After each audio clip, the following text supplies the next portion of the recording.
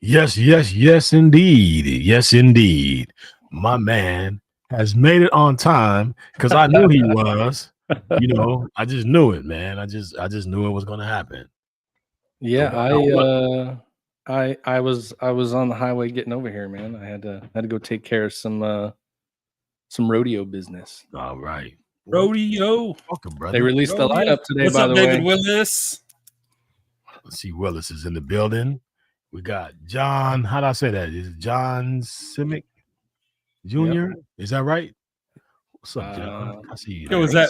that BJ Blake in the building from YouTube? Oh my goodness. BJ Yo. Blake is in the building. Number 41 who gets the job done. He just came on to see his video again. That's what it was. Man, I just looking. I don't have the video up here no more. You don't have it?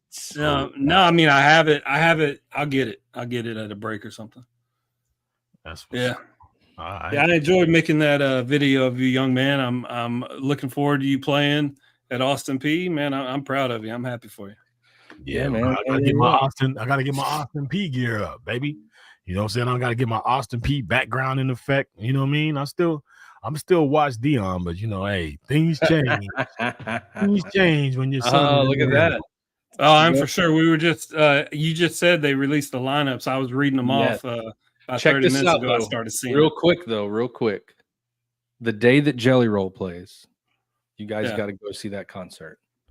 See the Jelly Roll concert? After Jelly Roll plays, I thought Jelly Roll was one of our friends of the podcast is playing right after. Bubba Wesley? Yeah.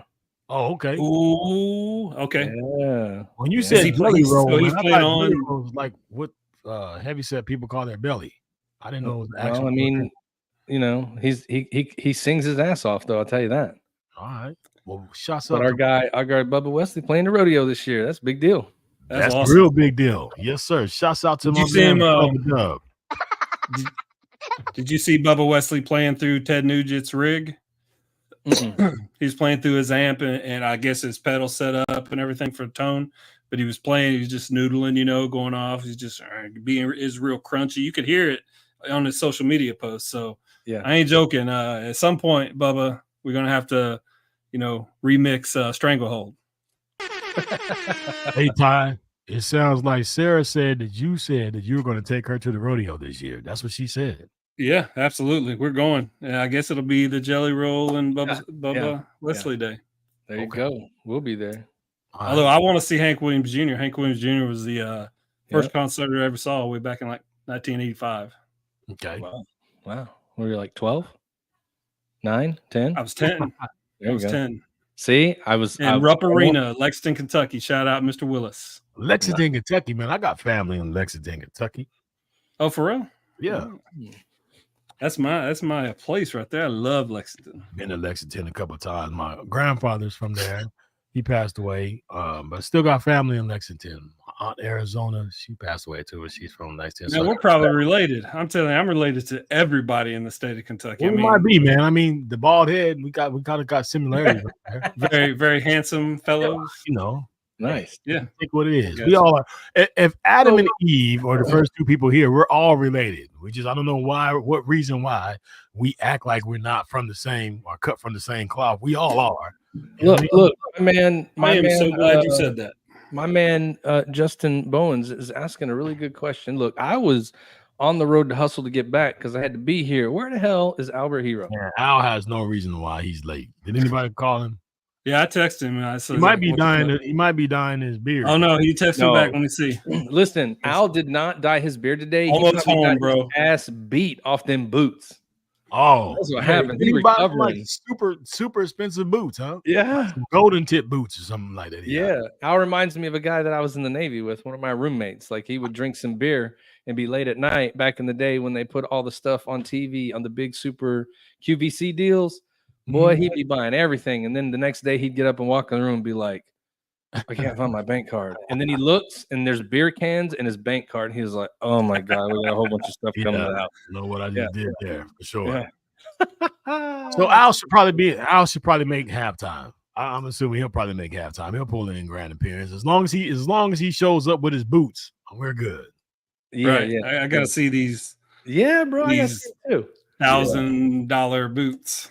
Yeah, like Did you say $1,000 boots? I know. I didn't want to put him on blast. I know $3,200. Might have been more than that, man. Bro. Yeah, I mean, let's just put him out there. Hey, let me get back to something real quick, Scott. It could have been worse. Go ahead. We'll save the boot thing until he gets on because I know he's going to talk about it. All right. But you said something earlier about I can't remember what you said that piqued my interest. Adam and Eve thing, that we're all maybe. Yeah. But I have always, you have people say, I don't see color. Yeah. Like this is kind of that etymology thing you and I were talking about. Mm-hmm. People say, oh, I don't see color. I'm friends with everybody. Right. To me, that's absolutely not true. And my buddy, Courtney Ruffin, we were talking about last week. Yeah. We always talked about, we celebrate each other's heritage. Like they celebrated, they made fun of me. I was from Kentucky. It was culture shock when I went to Jacksonville, and so we celebrated each other's differences, and that's why we all got along. Right. So I think that would be a mindset that we could have a whole conversation about is not don't see color. You should see what your friends from, who they worship, what they like, where they're from, who their people are from, and so that kind of stuff like intrigues me. That's what makes me want to know people better. So anyway, how many times have you guys done just being in different places? You do like a potluck or a get together in the neighborhood, and I know we've done a couple where everybody brings something from where they're from, food wise. Right. Everybody brings a different dish, but it's from where they're from or from their cultural background, their heritage, and so you get to try it. So you get to ask them like what it is and where it's made, and when people come in and talk about that stuff, and you already know, right? Breaking bread, eating food, and being around the table is the best way to get to know people because everybody's comfortable because we're all about to go take a nap because it's like Thanksgiving dinner. And nobody has any energy to get up to do anything but sit at the table and just talk, right? And so those are always fun ones. Well, I have to say this just because we're here and we you said food, man. So you brought this up, so I have to bring it to the forward. Raisins do not belong in potato salad. I'm just saying. Raisins and potato salad. Whenever we do potlucks, we see some of the weirdest kind of stuff, right? And then, I call it light skin potato salad because I don't like mayonnaise and whipped cream and Miracle Whip and all that stuff. So whenever I see potato salad and it's not yellow, I just stay all the way away from it. Like it's got to be mustard potato salad. Like a potato salad, it's not supposed to have raisins and other stuff in it, but it's just a different thing. You know what I mean? Like macaroni and cheese is supposed to. When I say supposed to, I guess that would be wrong, but our expectation of what it's supposed to look like. But then same thing when you talk about it, like pig feet and oxtails and stuff like that, you guys are probably like, what the hell is that? Right? So no way, dude. I don't mess with pig's feet, but I like oxtails. Huh? So I don't mess with pig's feet, but I like oxtail. I remember we were in a work trip, me and Al. We went to Georgia. Mm-hmm. We went to Augusta. We were over there at Fort Gordon, right? Mm-hmm. So we go to the hotel, we're eating in the thing. And so the girl is taking our order. And then, I saw on the menu, they had gumbo, right? So I was like, cool. So the girl told me, everybody that's from New Orleans says that they're eating like they're back at home. So I fell for the trap, 100%. Right. I said, yep, I'm getting it. And she brought this gumbo to the table, bro. I put the spoon in it. I went to stir it, and a whole bunch of collard greens were in the bottom of the bowl. And I looked at no. Collard greens don't go in. No, collard greens don't go in. So she came back to the table, and she was like, so, how is it? I said, I'm not going to lie to you. I'm really disappointed. Not because it doesn't taste good. Like, if you would have told me I was going to eat some super banging soul food, I would have been like, hell yeah. But you told me gumbo. Wow. And now I'm eating like a salad in the gumbo. Like, that don't make sense to me. Yeah, you're right. So, it's a southern way to do it, I guess. But I was like, I don't know who from Louisiana told you this was authentically original, but it wasn't from where I'm used to eating it. Look, real quick funny story. So when I first came recruiting, I had a recruiter station, my rink at the time, recruiter in charge. Yo, boss. My good friend Jose Vasquez, he was a chef, right? And so the time he had us over to his house, he had made spaghetti, but he did all this stuff, man. He was Hispanic guy, Hispanic heritage, and he's a musician, but he took all this time to make this spaghetti, man. And I mean, he did the sauce by itself and had the sausage and all this stuff. Like it took him hours to do this spaghetti. And I was like, okay, when I tasted it, I was like, it's just regular spaghetti. So I had him over at my house for spaghetti, and I just did the traditional ground some meat, put the seasoning in it, got the little Prague spaghetti sauce and whipped it up. And that he was like, man, this spaghetti is delicious. But it wasn't all that authentic, all that special sauce and all that other kind of stuff like that. But I think my spaghetti that I made from the store with the Prego sauce was better than his spaghetti. He didn't want to admit it, but everybody. That's because you bought some stuff seasoned in the jar already. That's why he had to do his own. Look, what is the end result though? Is it the taste or is it the fact that you spent 3 hours and make? It's got to be the taste, bro. Like you can spend 10 hours making something. I was about to tell you, when I was dating Becky, my roommates, Becky was coming over, and my roommate was like, "Oh, I'm gonna make dinner," and this fool said, "I'm gonna make homemade pasta Alfredo," right? Mm-hmm. So he's in there making this Alfredo. Becky is the nicest person that you'll ever meet because she's never going to be like super mean about, because she's appreciative that, I guess it was, I appreciate your effort. Right.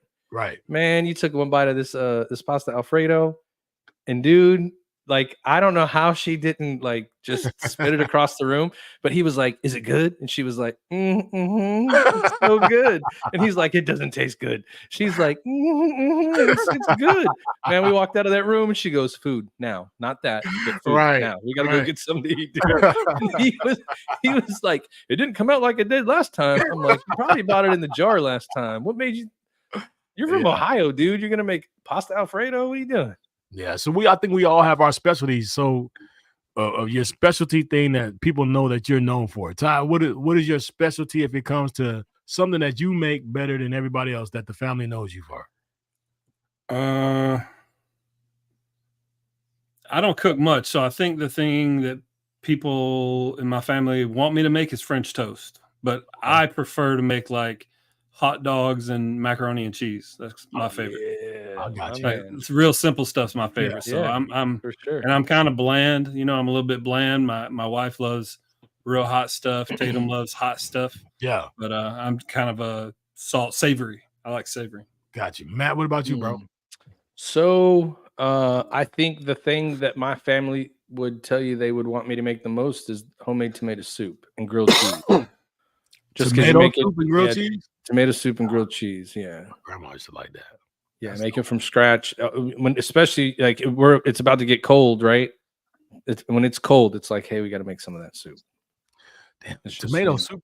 I remember that. My grandma used to do that. Tomato soup and a grilled cheese sandwich. She would dip it in there and eat it. I remember. Put in the chat box there what your specialty is, there, Mr. Willis. Yeah, anybody that's in the chat box, so go ahead and let us know what you guys make. What do you make? What's the thing that everybody wants? What about you, Scott? My specialty is everything. Everything. No, I'm just kidding. No, really, I think if you were to ask my family what I'm known for, I make a really good chili. And then here recently, since I've been in Texas, I make really good crawfish. And gumbo, man. Gumbo, surprisingly, I looked at a couple of different menus or different recipes of gumbo, and I kind of saw it on the understanding of it. The hardest part was the roux part. Once I got that part down, the gumbo was pretty good. So even people from Louisiana and that are from the gumbo state, I already fell into that trap. They said that my gumbo is pretty good. Like they put me up there. So I was gonna say, like, the tomato soup is one, but you can make the crawfish at the boil. I'll come eat it, and then the next day I'll make the etouffee with the leftover tails. How about that? Okay, yeah, that'll work. Yeah, that sounds good too.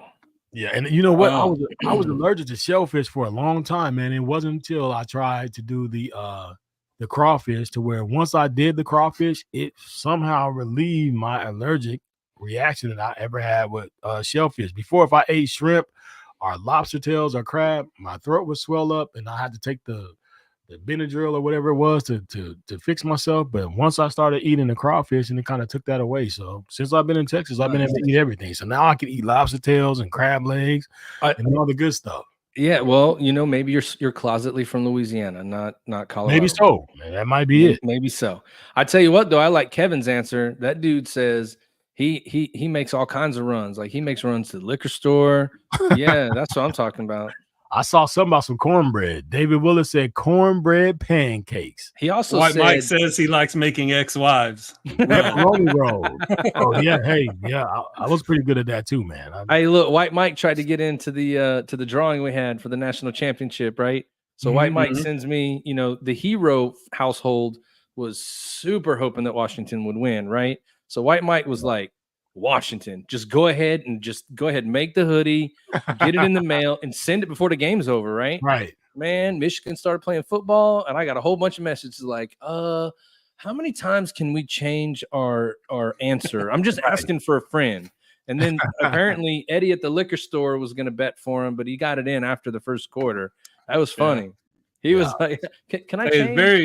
His way to be proactive in your pursuit of a hoodie. Yeah. White Mike. Yeah. But don't worry, White Mike, we got them for sale. So you could still get one. You just got to buy it. I mean, So speaking of that, brother. Yeah. I went on the Same Flag, Same Oath.com website, and I saw, man, you got a beautiful website there. And I was able to, because I always just ask you because I know you, like, hey, bro, just give me this shirt, but I went on there, man. I just wanted to tell you that was dope. Like the way that you guys got your website set up, it was very easy to maneuver through. You had some great stuff on there, and I was able to go through it. And I was like, man, I like this one, but I like this one, but I like this one, but I like this one, but I like this one. So, yo, Matt, shout out to you, bro. You're doing good stuff. I know we talked about it a long time ago. You had a vision, you stuck to the vision, and you're moving, bro. I just want to tell you, from brother to brother, I'm proud of you. Anybody who's out there watching that, see, if you need to go on to this, you need to go on to the Same Flag, Same Oath.com website. Look on that website, and you can see some of this great gangster work that Matt and his wife, Becky, are doing with these shirts. I will tell you, you will be surprised. And you would be a fool if you didn't go on there and get you some merch. I did it today. I'm not telling you to follow me, but since you're following me on here, and since this is our podcast and we do what we do, I would challenge you. If you mess with me, and if you mess with the Triple Threat Vet podcast, I would challenge you to go on to sameflagsameoath.com and look at that merch and get you something. That's all I'm gonna say with that one, for sure. Well, thank you. I appreciate that. Man, I should have been playing like some hype music behind that whole thing.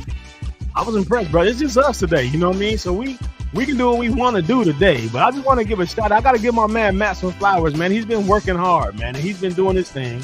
And one thing that we don't do is shout out our people when they're doing great things. And my man, Matt, and Becky are doing great things with the Gotcha 6 culture. I'm a part of the Gotcha 6 culture, and I'm going to be there. So if you riding with me, go on there and get you some.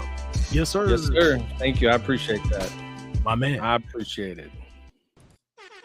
Now, TY, since we here and it's just us. Yeah. Me and you that was an impromptu concert. That was fun. Yeah, that was so real probably quick, do more dancing on the show. Yeah, right. Real quick. White Mike, if you want me to make a co-branded shirt for your business, all you got to do is send an email to the email you see at the bottom of the screen, info@gotyoursixculture.com. Send me over what you want. Send me your logo, and we can send you a mock-up of a co-branded design for your boys. Yep. We can do it. Yep. Do it all the time. Like, look, we're co-branded with Triple Threat Vets. We got DJ logo. We've got our Same Flag, Same Oath. We got our target on the back, and then there's a whole bunch of sexy motherfuckers on the front, Well, minus me. Scott's on there, so you already know. Everybody want to buy that shirt. But this is the thing, man, that people don't understand. Like, I've been doing DJ stuff, I've shot for people to make shirts for me all around, right? But there is a difference in quality. And that's the one thing that I can't say, man. Like, just the quality of it, the way that you guys do it, I'm all in, man. I love it. And I just want to see it blow up.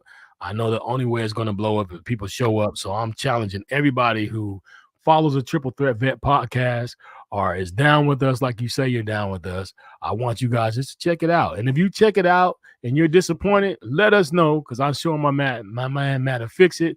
But I'm pretty sure, I'm guaranteed that you're not going to be disappointed. This is some good stuff. For sure.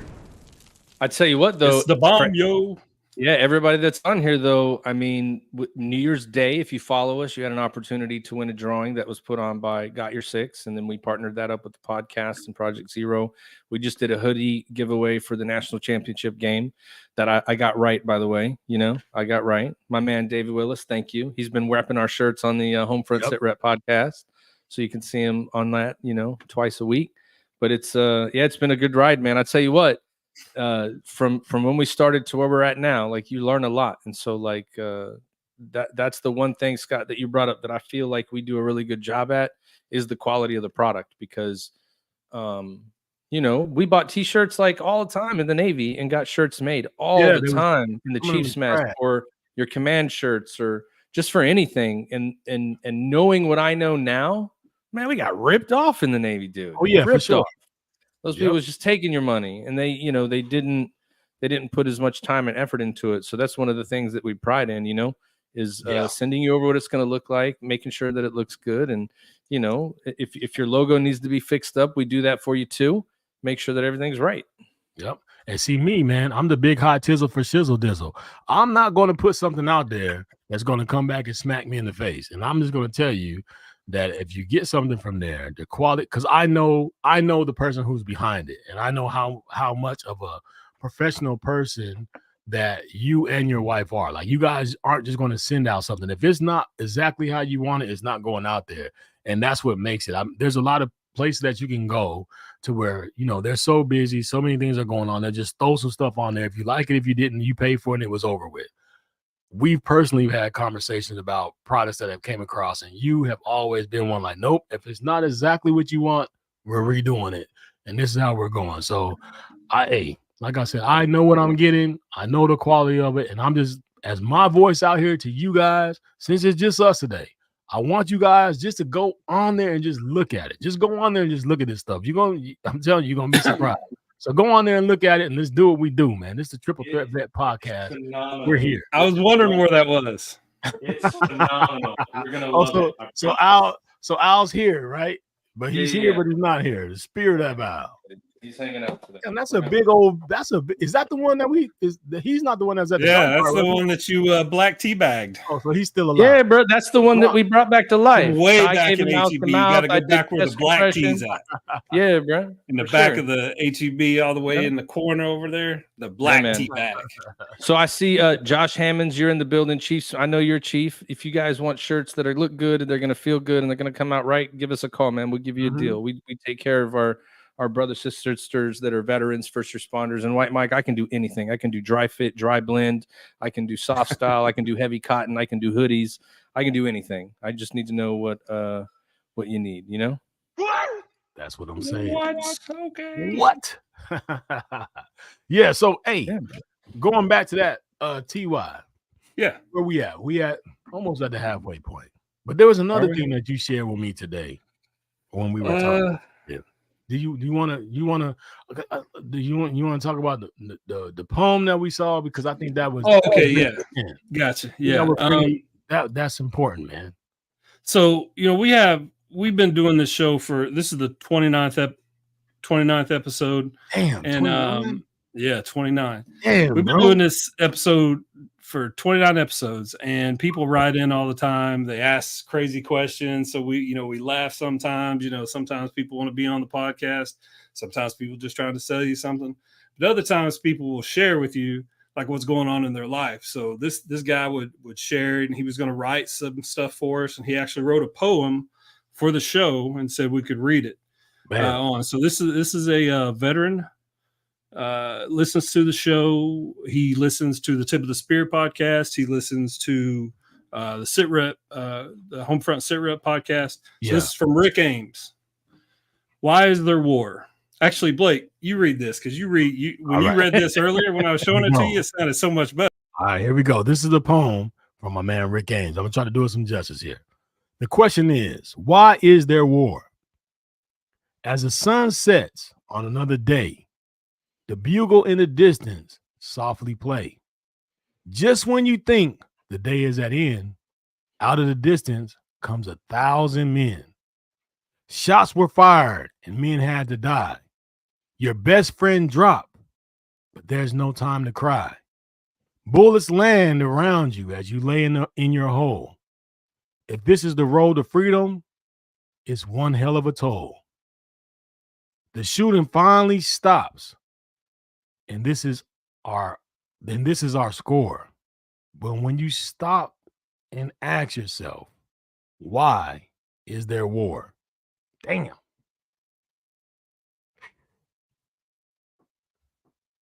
That's deep, bro. Why? We really appreciate Rick Ames sending that in to us. So Yeah, man. yeah, I read most of the emails. Some of them are crazy, but Rick is he's actually sending a few little messages. So appreciate that, Mr. Ames, and send in more stuff, man. We loved it. But think about this, man. You know, there's a part in there where it say, and this is where we get into the nuts and bolts of what it is to serve and the camaraderie thing that people think about. You go to a regular job and, you know, you do your job can be stressful, whatever. Same thing with police, firemen, and everything else. But when it comes down to it and your job causes for someone that you share the same birthing with, someone that you have spent time with, laugh, talk about family and everything else, and you're out there in the trenches and you see that person drop, man, but you know that you still have to move on. You know that the war still is going to go on. And if you stop and you freeze, then either yourself or more people are going to fall. Yeah. So you have to hold that commitment to still holding on that charge and moving forward. When it's all said and done, and when the smoke clears and the bullets stop being fired and the guns are silenced, and you're on that helicopter going back to where you're going back to home or going back to the hospital, you realize that you're one less man than you were when you left. That question has to be asked. Why is that? Mm-hmm. Right? And that's deep.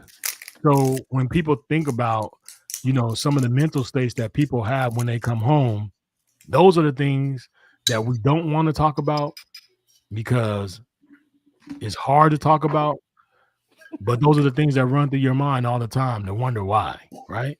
So that's a deep part. You know, we know that having sailors and soldiers, Marines, we know that these things are important. But when you ask yourself, why is there war? And if you are on the other side of it, you never had to be out there and fight it or do anything with that. Before you judge, or when somebody goes to say, hey, can I get a military discount or whatever, and you feel like you're getting cheated because you're not getting what they got, think about the things that they may have seen or been through or sacrificed or promised to uphold that you didn't have to do, and just try to look in the mindset of that person for a while. So, hey, Rick, that was deep. I feel it, and that's my shots on that. Yeah. Welcome aboard, Albert. Welcome aboard. Welcome back, Al. You would come in the time, bro. What's going on? What it do, what it is, what it be like, baby. Hey, what was that you were just drinking out of? Basil Hayden, bro. Hey, okay, so I thought maybe you got your brass and anchor. So, Al, this is the deal. It's on the way. Okay. Since you're late, we thought you were going to come in with no shirt, your drawers, and your cowboy boots on. Where them boots at, bro? Oh. Yeah, go get them shits and come right back. Go get them shits and bring them right. Oh, he got some on. I ain't got to, baby. We need to stay closer. Take one of them bad boys off, man. I need to see these boots, bro. Yeah, we're going to put you full screen on this. Hold up. Damn. Yeah, that's them. Ladies and gentlemen, that's what a $2,800 boot looks like. Nah, bro, that's what a $70 bottle of whiskey will get you. That's what happened. These are called. I'm gonna get divorce boots right here. Them blue Casey's. Them blue Casey's. When at least when my wife leaves me, I'm gonna look good when I'm out in the club. You know what I'm saying? With these gators on. You know what I'm saying? I'll be out in court. Hey, she gonna get half everything. I'm gonna have one fucking boot on. I'm gonna have one boot on. She gonna have the other.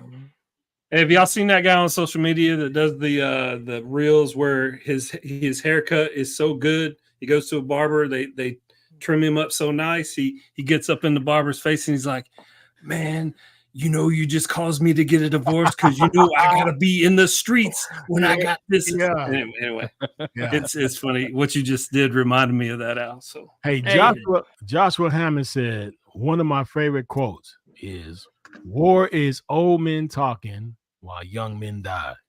Damn. Yeah. Bro, there's some deep stuff. You guys are hitting deep in the streets today, bro. First of all, Joshua. Well, yeah. No self-respecting GA fan wears gator boots. Yeah, bro, because I'm walking on them motherfuckers. You know what I'm saying? They on my funky ass feet. So no, I was late. I went to the Masonic Lodge. I had to do some stuff to get, the paperwork so I could transfer my membership essentially from get approved from the Grand Lodge of Georgia to move it to the Grand Lodge in Florida so I can start attending the lodge up here. It's funny. I ran a buddy of mine, a veteran buddy. We were together. He's a doc. We were in Meridian together. We just happened to be talking one day and he mentioned he was a Mason. And I was like, well, shit, bro, me too. So I ended up going up there tonight. They had training tonight. So I met up there and met a bunch of the guys and met the new worshipful master. It was pretty cool. Nice. Cool. He's an Army cat, Ty. He's an Army guy. He's you need an Army guy to keep you guys in line. Oh, he a big ass. He a big. You on the straight and narrow. He ain't PT in a while. He a big brother. He a big dark skinned brother. But you could tell he ain't done PT in a hot minute. I don't know. I don't know if he's seen his toes in a hot minute. You know what I'm saying? It's a good thing you already went to the meeting. Rick Ames is actually in the house tonight. So hey, appreciate Rick, what's you. going on? Hey, shouts out, bro. I appreciate that Yeah. poem. I love that, man. I like it. Yeah.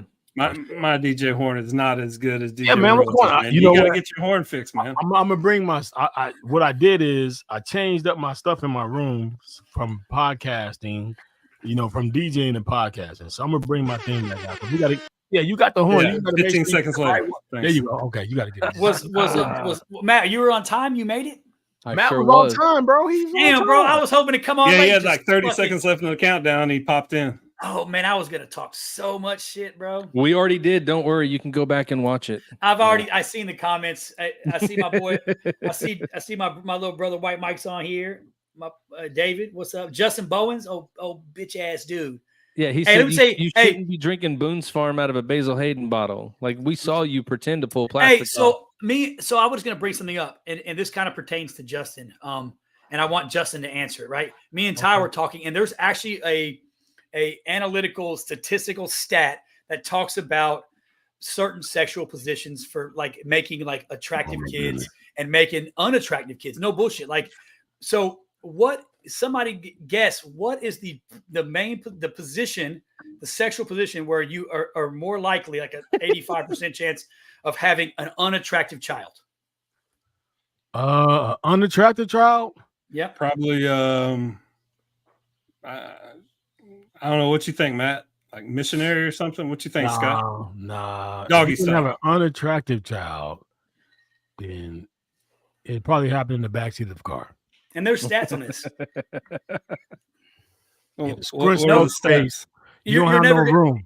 You're never gonna guess it because I didn't even know what it was. But What is it? I don't know. Go ask your parents. Ah, you're Hey! trying to be funny. Hey, haha, he did it funny. He did it funny. Ah, he did it funny.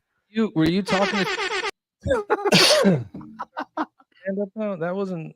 I mean, It's all right, man. It's okay. It was meant to get Matt, but he just sat there, didn't know what's going on. no, I'm good. So When you Justin- start talking about that stuff, I'm just waiting for the punchline. That was ask That your was kids. it. If you make Exactly. ugly kids, Yeah. So Justin Bowens' ass, bro. Here's the great. Go ahead, Ty. I hate to cut you off, brother, but Ty No, go ahead. Cobb looks and feels like a beautiful human being. Is he single and ready to mingle? No, I'm not. Oh. I'm not single. I've been not at all. I got 6 kids. I'm married as fuck, man. I'm married as fuck. Al might be on the market soon though, if you hear him talking. Yeah. Oh, bro. And then you if like I- boobs. if I Just make wait a little if I- while. If I make any more purchases while I'm drinking, it's a fucking wrap, bro. I'm telling you right now. Like my wife, before she goes to bed, she's like, "Do I need to take your phone?" No, bitch, I'm grown. I'm taking my shit. You wear them boots to bed too? Don't lie. Oh, I'm going. I would love to wear only these, and show up and be like fucking Crocodile Dundee and be like, Yeah. "Come on, girl, I'm about to make some ugly ass babies. Let's do this." Well, You look, know what I'm man, saying? since you got all those monies to buy them fancy boots, I need you to go right now on your phone, and I need you to go to the website that I'm about to tell you right now. SameFlag, I need you to go through there, look through there, and I need you to get about 5 pieces of merchandise. Al Hero, that's for you. I am. I go on the sale rack getting $5 t-shirts. I spent all my money on these motherfucking boots. Hey, I put in the code triple threat. I didn't get no extra discount, man. I don't know if that still works. Was that a whole one? I know you're lying. I put in triple threat. It didn't work. You also clicked on the 10% when the thing came up because it was your first order. Oh, there you go. Okay, sorry. Yeah, I take that back. And these boots are not as comfortable as they should be. They should be damn near give me a foot orgasm, and nothing's happened. Yeah, but don't you got to break them in? That's because your feet too small. They hurt. That's because you're a real cowboy. Yeah. It knows. It knows. They already know. Like, no, we ain't even gonna fuck with this guy. Hey, look, they were like, we're shipping these boots to Florida. Nah, give him the defect one. He can't have no real one. They came from Texas. They came from El Paso. Yeah, of course they came from Texas. So like, we're not mailing the ones to Florida that cowboys need. You know, they got. I'm about to get me a belt buckle next when I come to that rodeo. Yeah, I had to do my stuff in steps too. Belt buckle, boots, jeans, the whole thing. Yeah, bro. I got to get a Stetson. You got to step it up. Yeah, you can't do it all at one time. You'll be broke cowboy. I'm already a broke cowboy. So listen up, y'all. This is a Triple Threat Bet podcast. I'm in here with my brothers Ty, Kyle, my man Matt Johnson, and my man Al Hero has now got into the building. We are at that point of the time. We're at the halfway point. We got to do some pay bill time and pay some bills and do all that kind of stuff. So we're going to do that, and then we're going to come back, and we're going to be with y'all. Just the boys. This is a good podcast. We love having guests, but we love it when it's just the boys because we get to do what we originally set out to do is talk some SHIT with each other and let you guys be. And you know how we do. We're going to go ahead and hit it. What'd you say? Go ahead. What'd you say? Real fast. Hey, Mike, I need you to do me a favor and get a picture of Justin Bowen's front teeth and send that shit to me so I can get him over to Ty and we can put this dude's teeth on the podcast because this dude got drunk one night and tripped and fell and hit his front teeth on a fucking hotel chair and broke all his top front teeth straight. He didn't even know he did it till the morning. He looked in the mirror, motherfuckers, but they broke off perfectly straight. But he got these two little baby chiclet mouth teeth in the front now. That motherfucker looked like a reverse rabbit, like a reverse chipmunk. So I'm gonna get my brother to get me a picture of them teeth, and I'm gonna get him on this podcast. And before we go, I have to give a special shout out to my favorite person who tunes in with us every week. Julie is in the building. That's my girl. Hey, your husband is my man, but you my girl. So we're gonna pay some bills and we're gonna come right back. But I didn't want to let this first half go without telling you thank you. And we're glad that you're here. So let's go ahead and pay some bills. TY, take it off, my man. That's me, Joshua Hammonds. We'll talk on the way back. Get ready to groove to the electrifying sounds of DJ Royal T, the maestro of mixing who knows how to turn any event into an unforgettable dance sensation. Royalty Entertainment is here to bring you the ultimate musical experience straight from the ones and twos in your ears and through your body to activate them dancing shoes. Get ready to sweat, party, and have a good time while your DJ needs are being blazed by none other than me, DJ Royal T. I have spent years crafting together a DJ entertainment empire that promises a customized blend of musical tracks, mix and mastery, and top quality sound, all while providing a vibrant ambiance to accommodate any of your DJ needs. Royalty Entertainment Services is your premier one-stop shop for top-tier musical entertainment and is hosted by yours truly. For more information, reservations, and booking, feel free to look around the website at godjroyalty.com. I am DJ Royalty, and this has been another Royalty Entertainment production. Yeah.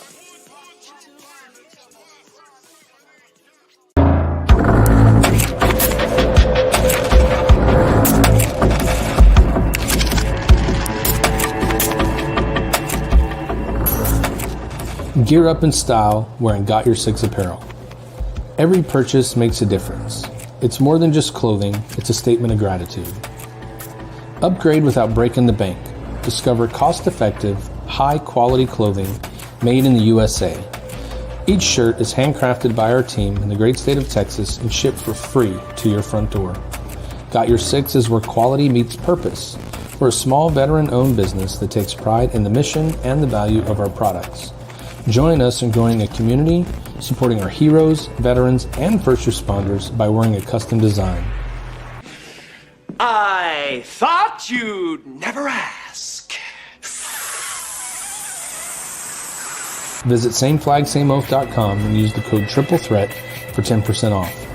Follow us on all social media platforms for any upcoming releases or events, and you can reach out to us with questions anytime.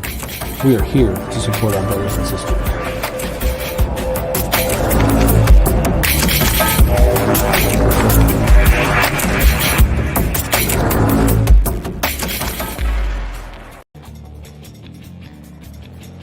John Everett here with Race TV, and one of the great things about Vintage MotoFest and ARMA Vintage Motorcycle Racing is some of the incredible competitors that you see out here on the track.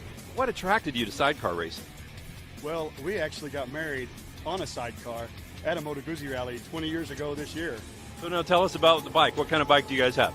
Well, it's a V7 Sport Moto Guzzi. It's a pre-72 and earlier class. Now, what do they call the rider in sidecar racing? The monkey. What does the monkey do? The monkey distributes weight around the corners so that the bike can get around the corner as fast as possible. This one is my favorite track. It's so curvy and it's beautiful. And this really is my favorite track. I don't have to lie. Are there any sponsors or anybody else that helps you guys out with the team, or is this kind of just a family affair? We have a sponsor. We have a couple. Tool Storage Solutions is our company. And we have the Guzzi Doctor, who helps us with the motor, and same with Redline Cycles, who helps us with the motor. So essentially a family business, family racing, family fun. All here at Road America for ARMA Vintage Motorcycle Classic, part of the Vintage Motorfest this weekend. Hey guys, Mac Verdi here with Veteran Mortgage Solutions. If you had to navigate through this about 20 years ago, and you know what this is, but you do not know how to navigate through your VA home loan, give me a call or go to my website, veteranmortgagesolutions.com. We're an all-military veteran loan officer team. We are here to help you. If you go to my website, you fill out the form, I'll take $500 off closing costs, and a loan officer will call you in minutes. Have a great day. Hey, we back. Yeah. So, little note, I forgot to tell y'all this beforehand. So that future guest alert, that is actually my oldest brother and his wife, Celia. So my oldest brother, Todd, was in the Navy, and then his wife, Celia, was in the Navy, was a Marine.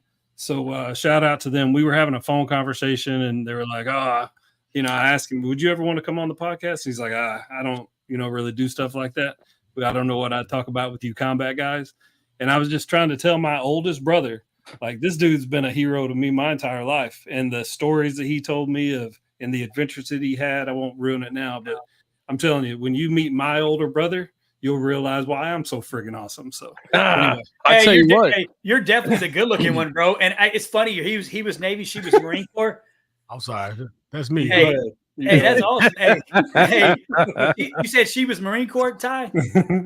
Yeah, she was a badass Marine. See, we've been smashing Marine ass for a long time, baby. You know what I'm saying? I have no idea what you're talking about right now. Hey, and also I see and Justin and Kevin Cash are actually together watching the show together. They're 3 Army vets. They all serve together. Cash is the big, burly, ugly motherfucker, but he's got a huge ego. You know what I'm saying? Yeah. So shout out to them guys. Lick my nuts out, what he said. I'm gonna let you hit the button, man, because I think man. So I'm gonna give you. Yeah, we got to get your board fixed. Yeah, because I think I'm hitting when you're hitting him. Yeah. They just can't. If you see the flash, that's DJ Royal T. Look at White Mike, dude. Anytime I see buttons, I just feel like I'm supposed to push them, and I forget sometimes the TY is the computer guy. So, yeah. If you see but I love that Matt started the show a couple times. I love that you're doing it. I want us all to be able to do everything, like 4 Fonzie, baby. You know what I'm talking about. White Mike said combat's different things. He's been combating marriages his whole life. Well, that's why why Scott's not going to DJ your 5th wedding. No, bro. Hey, my brother just met a stripper one time and married her ass. Brought her home. She was on a run from the law in like 2 separate states. He left my house. I found fucking eyelashes and fake draws and shit, all this shit in my fucking washer. Man, fake draws. Dude, they was little draws. She looked like she was like, I don't know, 2'11". Yeah, the reason he was 100 pounds with 25 pounds of makeup on. You know what I'm saying? The reason why he knew something was wrong because the drawers in the washing machine were smaller than his drawers. So he's like, "Hey, I'm the small draw man in this house. How dare somebody bring smaller drawers in here?" Hey. Oh man. Oh my He goodness. also said to tell you thanks. I was showing you that he posted to you too, just about helping, thanking you, Scott, helping everybody get away from the real world and reality for a little bit. So yeah, that's what we do, man. For sure. That's what we do. Nice. T.Y., what you got for us, man? You had a whole bunch of stuff for us there. I don't even remember now. I got distracted. Hey, pull Nipsey up, man. Pull Nipsey up. Hey, here you go, Scott. Yeah. Scott. What was I trying to talk about with Nipsey? Oh, that's a hard one. My man Josh said, go ahead and put that back up. I didn't see it. I was looking away. What is that? He said, our hero brother got more marriages than the Colorado Buffaloes had wins. That hurt, bro. That hurt me. Damn. All right, I'm just that hurt. So, since it took Michigan to get Nick Saban to retire, though. That's all I'm saying. Man, Nick. Hey, shout out to the GOAT, bro. That's crazy. Man, Kirby Smart's heading to Tuscaloosa. The fuck he ain't, bro. The fuck he ain't. Fuck he ain't.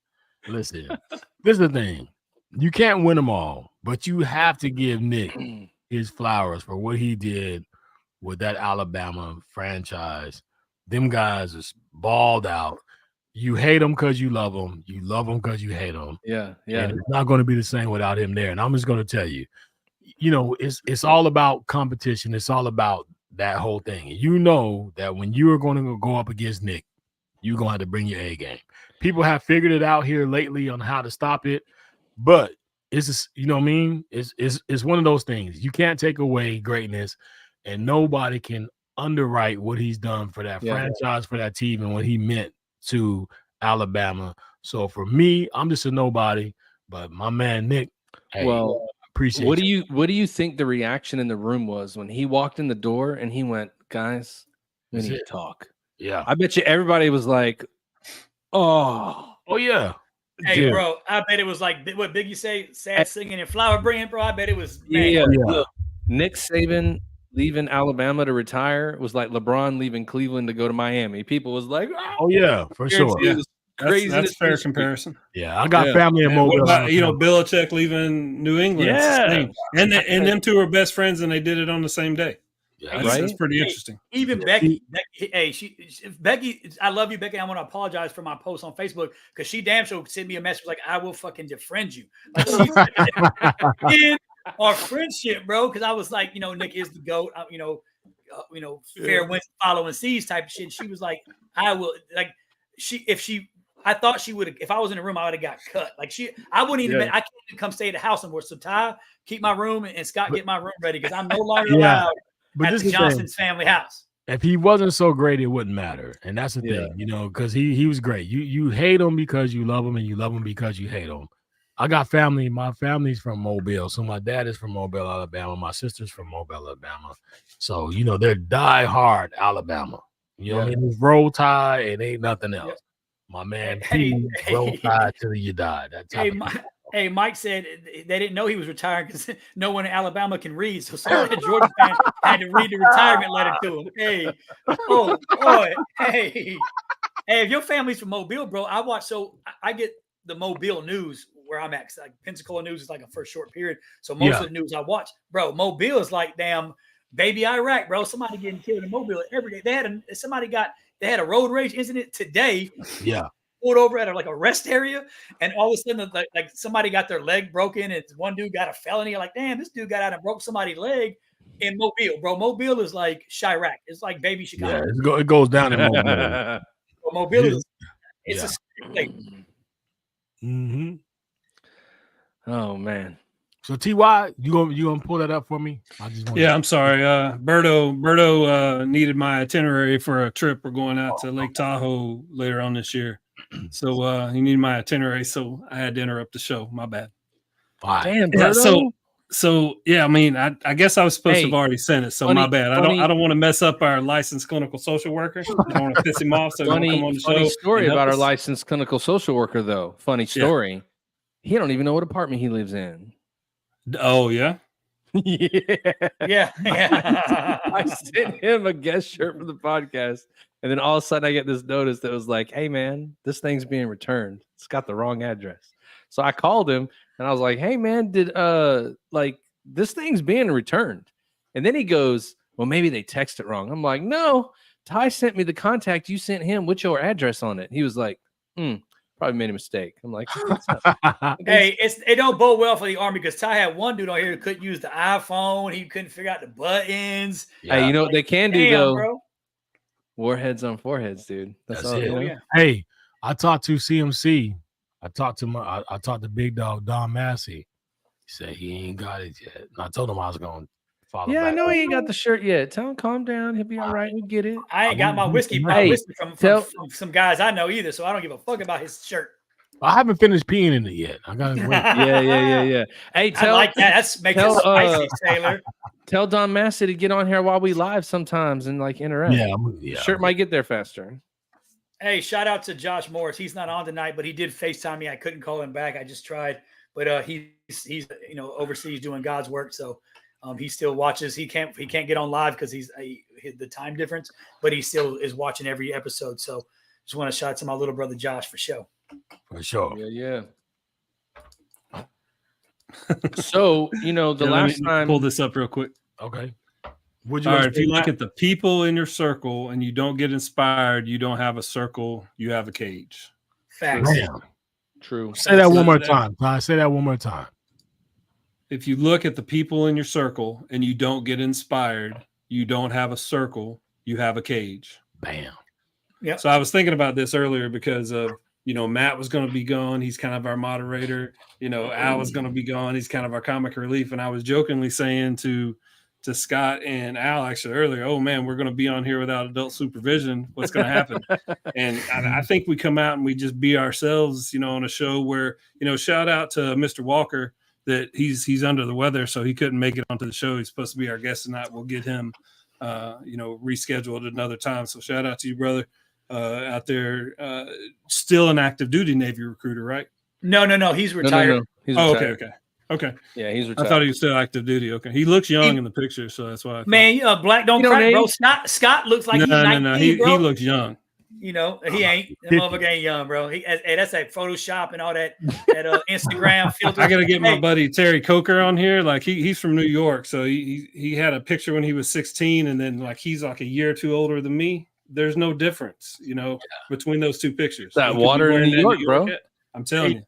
Hey Ty, so when you put that up, right, that resonates with me in a way because right before I was 24 when I joined the Navy, and until I joined the Navy, I did not know, or I wasn't aware of all the things that I could be, all the things that I didn't know until I didn't know them, right? So when I left to go to the Navy and I moved on and I saw places like Georgia and Chicago and Texas and all these things, I was just stuck in the Colorado box. And if you know Colorado is a pretty big state, but the biggest part of it is the mountain range and the rivers and the lakes and stuff like that. But as far as the population where I'm from, is very small, and I didn't know how small it was until I left it, right? Not saying that the friendships I had and the relationships that I had while I was in Colorado weren't meaningful. It was just that I only saw myself going so far. And I remember being in a state when I was like about 17 where I was kind of like suicidal, man, because I was just feeling like, you know what, if I don't get involved in gangs, or if I don't do some of these things that I see some of my people doing, then what am I going to do? And if you go that route, then those things are just set up for you to self-destruct and die. So I was like, you know what? I just kind of got into a funk. And I remember having a conversation with my mom, and I was real stressed out because I didn't think I was going to live to see 21 years old. However, I made it, and I got into the Navy, and I've seen things, and I've experienced things that I never would have experienced had I never left. So when you look at that, I realized at the point when I left that I was in a cage. And not saying that Colorado was a bad place, but for people like myself, it definitely wasn't what I needed, right? So I'm thankful for the ability that I've had, that the Navy has given to me to expand my horizons and move forward and do different things. But I do look back and say, had I not left that cage, where would I have been? Right. So I'm thankful for you guys. You know, and when you look at your circle of friends, they say if you show me your friends, show me 5 of your friends, and I'll show you your future. No, I mean, hands. That's exactly right, bro. That's yeah, you're spot on. You figure so. Me and my brother. It's funny. He posted the comment, but what Ty posted and what you're saying is the exact same. So me and my brother, me and Mike have been, I mean, best friends pretty much our whole lives. Like we grew up together. We kind of raised each other. Me and him, you know, we left home and moved back. We were living in Georgia and decided it would be a good idea to run away and steal my fucking dad's car and move back to Jacksonville because that's where all our homies were at. And I mean, our whole lives growing up, I mean, we surrounded ourselves, just like you were saying, with people that, you know, love them, love them to death to this day. But we were going nowhere, right? It was a toxic relationship to a fault, right? We were all codependent on each other. You know, we were living a grimy type lifestyle, right? We weren't, there was no positivity coming out of those relationships, right? Mhm. We were dependent on each other to do all the dirt we were doing and all the shit. And I joined the military, right? And it's a fact. I didn't understand brotherhood and camaraderie and real brotherhood, not like some homies that are like, that's my brother, but we're only brothers because we doing dirt together. And I know your secrets and you know mine. Right. Right. So it really ain't a relationship, right? Because, you know, that's not relationships built on love and trust and understanding. And that's not what it was built on. And then I joined the service. And then my eyes were open to a whole nother world, right? Of people who, you know, depend on each other for everything, right? When I'm sad and I'm really broken and I miss my home and I want to see family, I had brothers in a room who would hold me and take care of me. And, you know, as cliche as it sounds, like that's real family. And blood, I've always been a firm believer in, you know, we talk about respect and loyalty, DJ, and you bring it up all the time, right? But I'm a firm believer in blood doesn't make you family, right? You know, we always say blood doesn't make you family, loyalty and respect do. And it's a factual statement. My brother had said, you know, and I told him, I was like, you'll never know real friendship, because he was still living that fucking gangster lifestyle, literally, like, you know, that GD lifestyle and work, living in the streets and doing his thing and just spending all his time being a fucking knucklehead, right? And I was home on leave, I think, and literally told him, like, hey, you know, you'll never because he was like, you know, it's funny because he joined the Army years later, but he had told me, you know, oh, you took the easy way out and you left and you ain't shit, pretty much, kind of, not those probably worse, right? And I pretty much told him, hey man, you'll never understand brotherhood and real family unless you've served. And I still stand on that to this day. But I mean, me and him almost went to blows over it because, you know, the situation got heated. And like he said, those guys were his cage. Like, you know, what he has now, he's sitting on a couch right now surrounded by people that ain't blood to him, but they are just as much family to him as I am, right? And it's 100% fact that veteran community and what we have with each other. I mean, I didn't serve with Scott. I served the same time, and I knew Scott. I served with Matt Johnson. I met Ty through these guys, but you guys are more, just as much family to me as the people that sleep in my house, right? Like, y'all are my family, and it's a different type of connection and a different type of relationship when you're bonded by hardship, right? Or bonded through stress and through trial and tribulation. And everybody on this podcast and everybody watching this podcast has been through that, right? They've been through some trials and some hard times, right? Sitting down range and sitting through sandstorms and bullets flying over your head, to have a brother next to you who can joke with you and be like, hey, as dark as this day is going to get, I will be your light, right? I'll shine with you. I'll shine beside you, and I'll shine for you. And it's 100% factual that this veteran community, the outside world, looks at us and they like, man, what the fuck do these guys have? Like, how are they operating like they do? And like they can walk through the fire and walk through adversity, holding fucking hands, and then turn around and skip back and get the next guy and drag him through the fucking flames too. It's a different world, man. And I absolutely love you guys to the world. You know, there's no end. There's nothing I wouldn't do for anybody on this podcast or anybody that watches us. You know, we are bound by duty and honor, but we're bound by a relationship, and we're bound by that loyalty and that respect and just that love for this community. And that's really what I got, you know? Yep. Dang, bro. Did you take college classes this week? You know what? I good as hell, dude. I stayed at a Holiday Inn Express, bro. You Check know what this I'm out, saying? man. Did you put your This is the khakis key on thing. and say that shit in the mirror like all day? Yeah, That shit yeah. sounded like Nah, some, that's- Check this out, some- man. This some is chief just the beautiful, motivation, bro. This is the beautiful part about that. He did all that, and he didn't use the word phenomenal. I know. I'm That super was impressed. phenomenal. That's funny. Hey, I Well, was you know- waxing. I was waxing poetic. You know what I'm saying? For Poetic, sure, brother. for sure. But here's the question, Scott. Which Yes, one of these other two guys gets to get in that hot seat today? Because I've done it. Now it's somebody else's turn. Who we putting in there? You know what? I think the world wants to know. And this is, you know what, Matt? This is what we're going to do. I have never been put in a hot seat. Ever at all, period. I know Tide has, I put Al in, I think, before. So today, because you guys are my brothers, I'm going to let you three put DJ Royal T in the hot seat. You know what? Hey, you know what's fucking hilarious, DJ, is me and motherfucking Scott, Ty just talked about this. I was like, I'm fucking tired of this motherfucker, bro. And I've got a couple questions already lined to fuck up because we were Let's go. I was like, the next time we do a cast and we ain't got a guest on, DJ Scott Royalty Blake is gonna be in this motherfucking hot seat. I'm already sweating.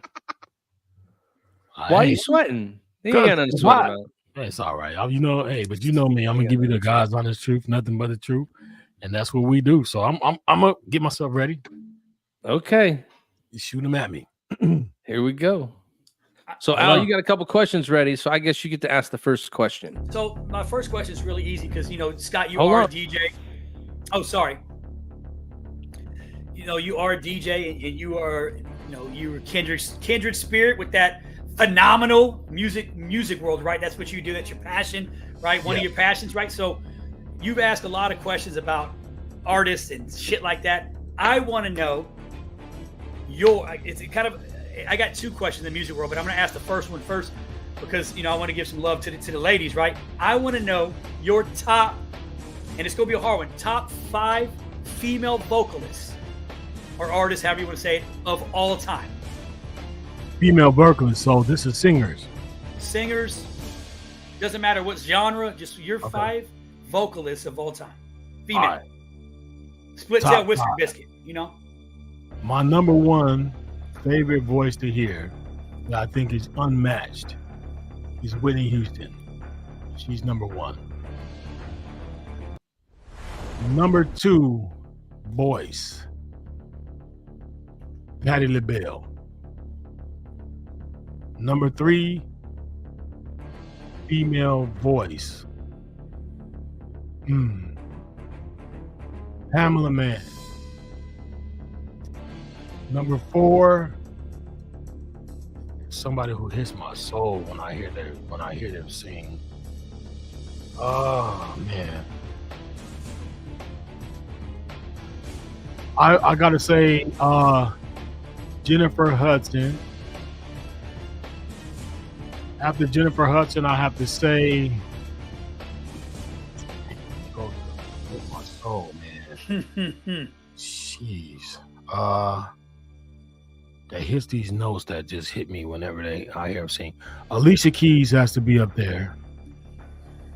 And then if I go 5, okay, that hits my soul when I hear them sing, will be my mom.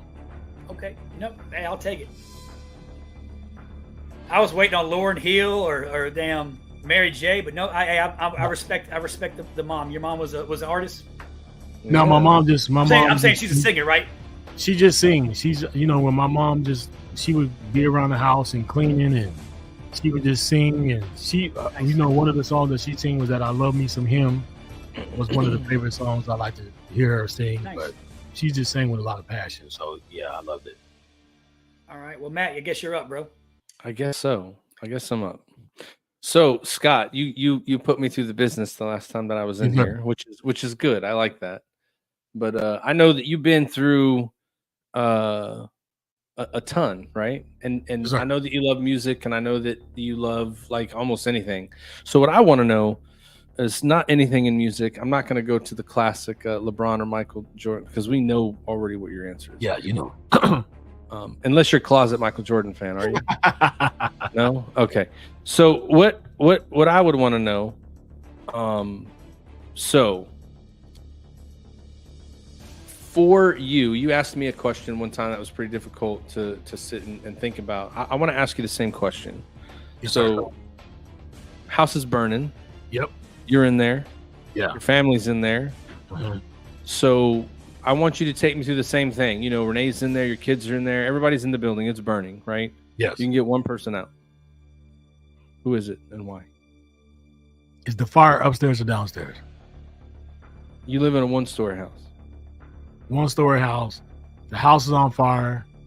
And everybody's in the back corner. So you got to get them from the back corner all the way out the front door. The first person I'm going to get out of the house, and there's a reason behind it. It's not necessarily because of one matters more than the other. The one that I'm going to get out of the house first is going to be the one that can help me on the other side the most. So depending on where the fires are, if everybody was in the same route, I need to get my wife out first because I know she's going to know what to do on the outside to help me out to get the rest of them out. So that's going to be the first person I know that I need to get out so that I can get the help that I need to get everybody else out. Man, that's such cheating, bro. You told me only one could get. I said you can get one out. That's it. That's the one I'm going to get out. The only one. So doesn't mean I'm going to let everybody else burn. Kids later. I'm just asking, right? Because you told me the same thing, but I told you at the end of mine, I'm going to die getting everybody out of the house. That's true. But that's true. You can get one. Only one, and everybody only else. One. Just like you told me, only one. Okay, and everybody else is not going to make it. That's what you told me. That changes that. So bring the music back. That changes it. If I knew that I only can get out one, and everybody else had to go. Look, just before you answer, look at this. Becky said she's burning alone. But that can't be the case because in my case, I guess it depends on what time of the year it is because my house can go from 7 kids to 1 kid depending on when everybody's in there. Everybody's in. Everybody. Damn.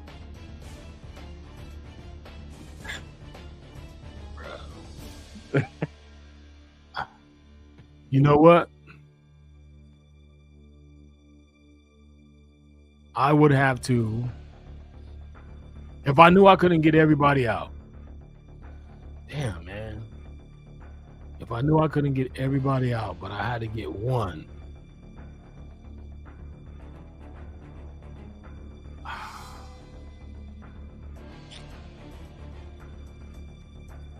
I don't know, man. I can't say I don't know because that's not being fair. No, I get you. When I good. think about it, when I think about it. Yeah, when I think about it, if I had to just put one out, if I put the one out and everybody else died, would the one that I put out be able to, would it crush them? Well, I mean, you already know the answer is yes to that question, right? I mean, at the end of the day. Look, I get it. So I got it. So if I knew that I only could get one out, and everybody else had to go because there's no way. Well, I didn't say they had to go. I just said you can only get one out. Only can get one out. If I knew that it was only going to be one that was going to get out, and the other 6 of us would have to be gone, bro, I'm going to hug everybody. We're just going to have to go together. Woo! Because I couldn't put that pressure on one person to endure the pain of leaving 6.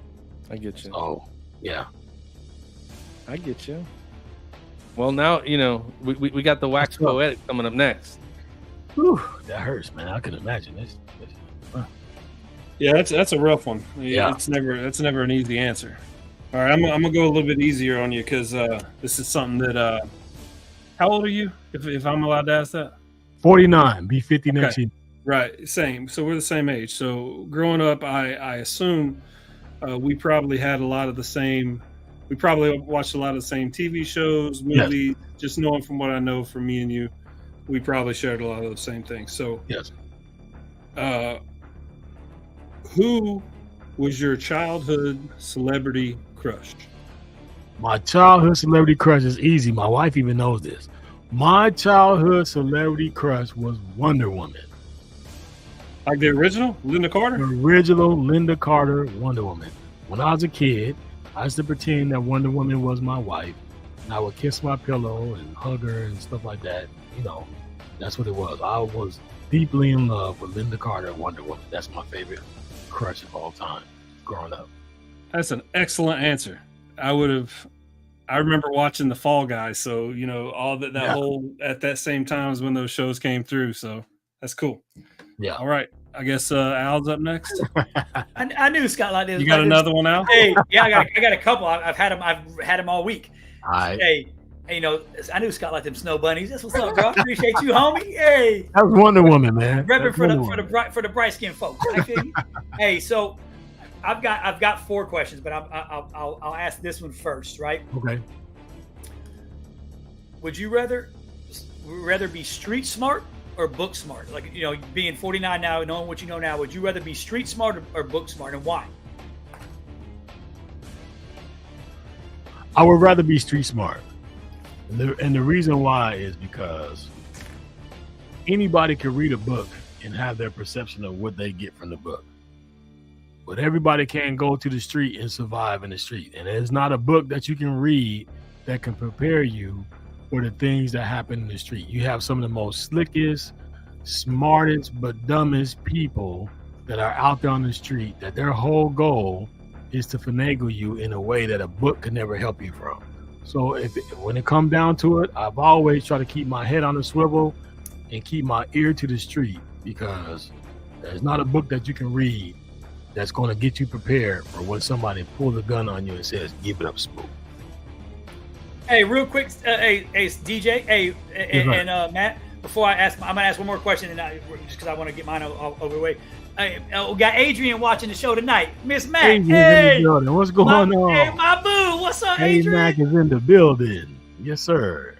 Hey, so welcome. Since I'm already on the screen, I'm going to ask you one more real quick, and then you know, obviously, I'll defer to the teammates, but I do want to get my last 2 out before you go. But question is this: if you could go back and tell your 18-year-old, young grimy Scott Blake at 18 years old, if you can give yourself one piece of advice, what would that one piece of advice be? And Ty shaking his head, he might have had the same question. I don't know. But if you can give your Ty now or Scott now, go back and talk to young Blake at 18, what's the piece of advice you give yourself? The piece of advice that I would give myself, knowing now what I didn't know then, is real talk. Fuck what people say about you. That doesn't matter.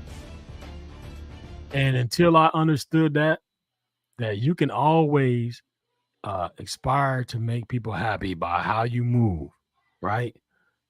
But you will never be happy until you're happy with the way that you move. So until you're able to look at yourself in the mirror and say, I'm okay with how I'm moving because I know I'm moving in a route that is the best way for me to move versus how everybody else wants you to move, then you're going to be okay. So I would just say, F what everybody says about you, do what you know is right. All right, fuck them haters. I got it. So I'll let somebody else go. I got 2 more, but I'm gonna let Matt do his thing. Al created his own damn top 10. He ready. Al is ready with a top 10, right? He's ready to go. But see, you get to do this to people every time. So I just, before we get into the question, how's it feel to be on the other side? Because you're good at putting people in the seat. It doesn't feel good. I'm sweating, okay, man. Hey, look, Josh Hammond said he would tell his younger self to buy $500 of Bitcoin. Ah, that's true. Yeah. It's true. All right, man. So look,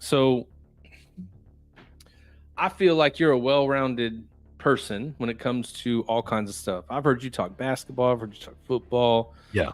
You talk music. You talk everything. But in the world of music, right? Yes, sir. I would like to know, from again, top 5s, right? What would be the top 5 country music singers of all time for you? Damn. You said country music. Okay. All right. So, world, don't hate me for this because I'm not very diverse in country music. But I will say one of the most one of the most influential country music songs that I will always have and never forget is Kenny Rogers' The Gambler, because that song, if you put that into your aspects of your life, it'll help you move along. So you got to know when to roll them.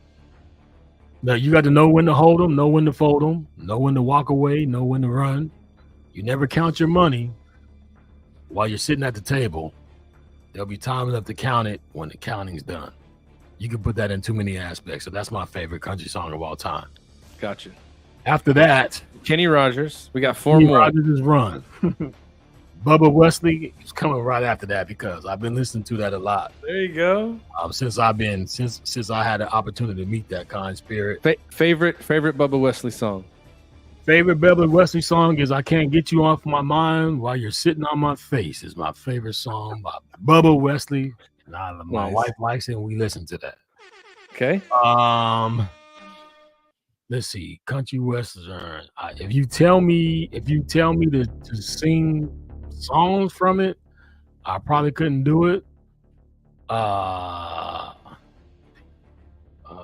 I'm super shocked with right now. You don't have 5 bands you could name? Yeah, I do, but okay, so let's go to I'm not gonna lie, there's a lot of groups I named. I don't know their songs, but I could tell you who they are.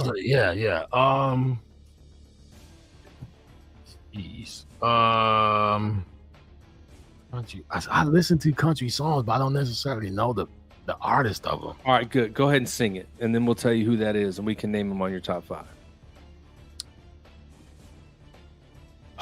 Let me see. I'm trying to think of one that I was singing. Bro, y'all, you got me sweating right now. Shit. Damn, the country songs. And I listen. Can I come back to that one? Yeah, you can come back. You want a lifeline? I got a lifeline. Give me a lifeline. Shit, hey, George Brooks. I got on my roots. I got friends. Garth Brooks. Good to go. Okay, Garth. You also, you live in Texas, bro. The King, George Strait. Okay. Have a real low by morning. Come on, bro. There you go. I'll take George Strait. And give me one more. Dolly Parton. She was in the Super Bowl. Dolly, come on.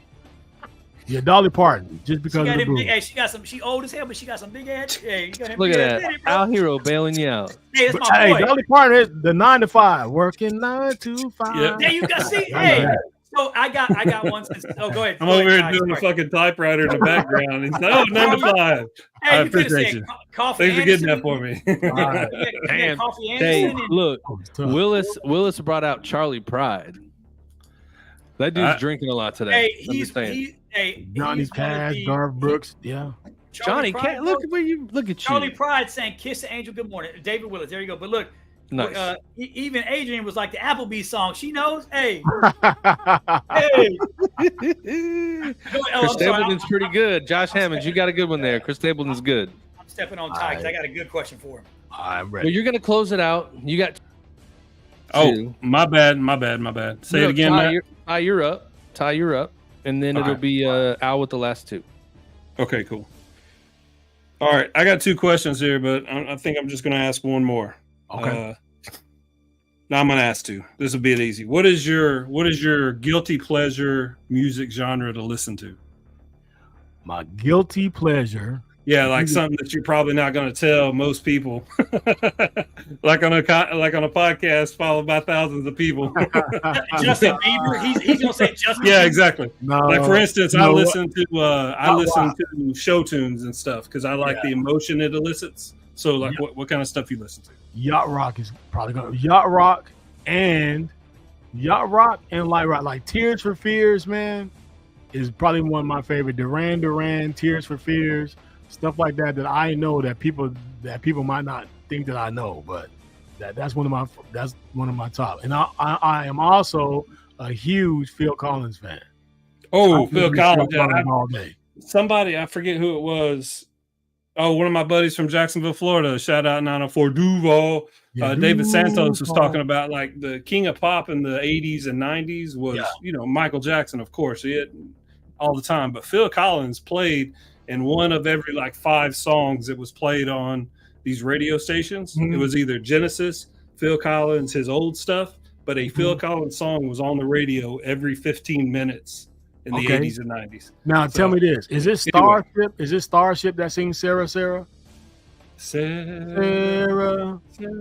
don't know.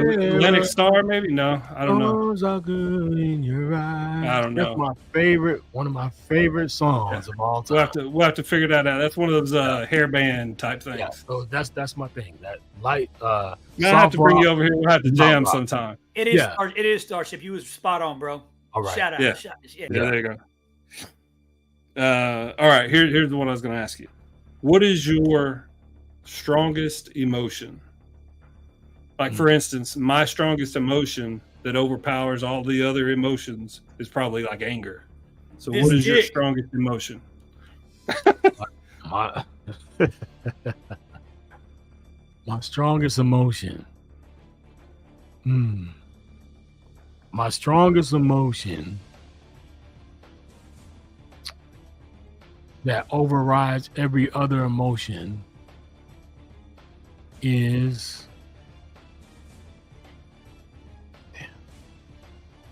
what is my strongest emotion? Happiness. Happiness is my strongest emotion.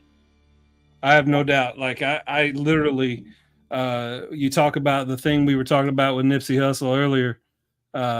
If I were to surround myself with people that were not good for me, I will end up exacerbating, that group of people. Whatever it is, the energy they're putting out, I'll probably end up exacerbating that in a bad way.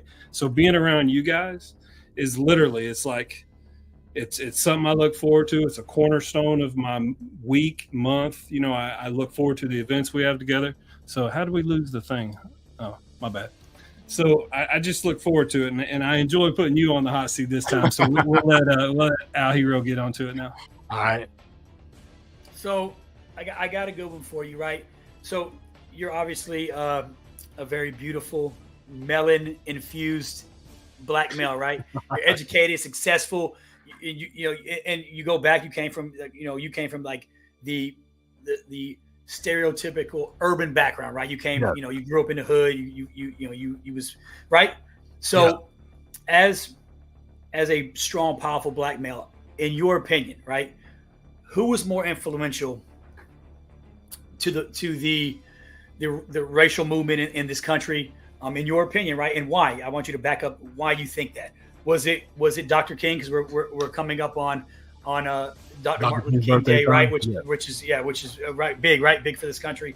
Did a lot for not only just for the black community, but to kind of bridge that divide and bring everybody together, right? So, in your opinion, who was more influential into that movement? Was it Dr. King or was it Malcolm X?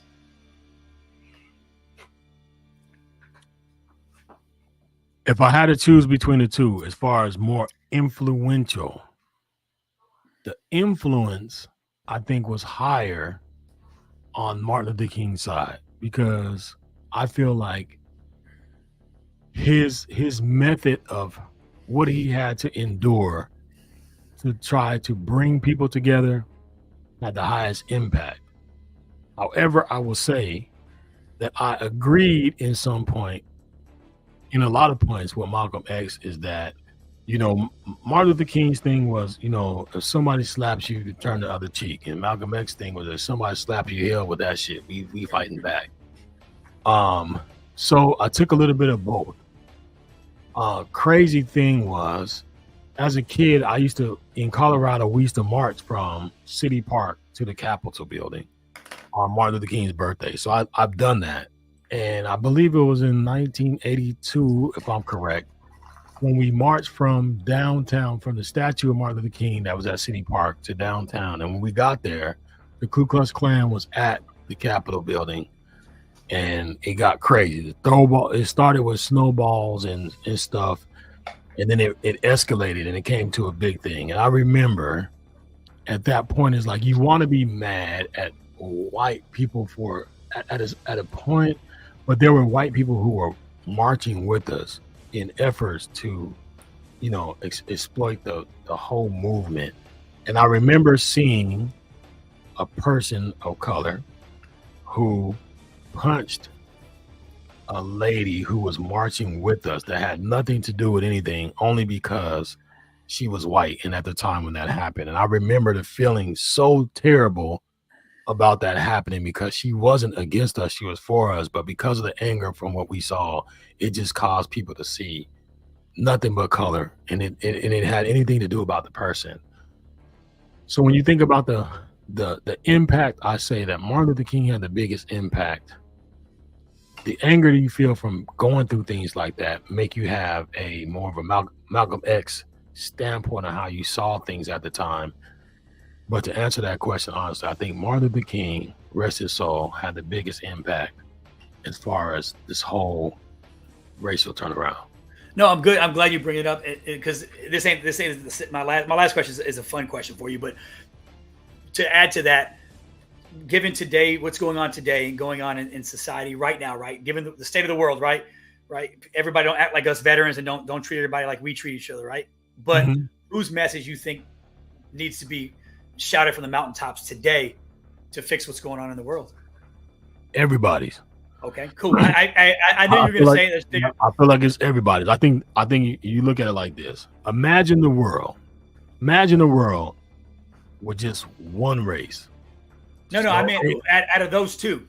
Out of those two people. Yeah, out of those two people, whose message you think would be more prevalent in helping fix the racial divide that the media and everybody's kind of pushed today?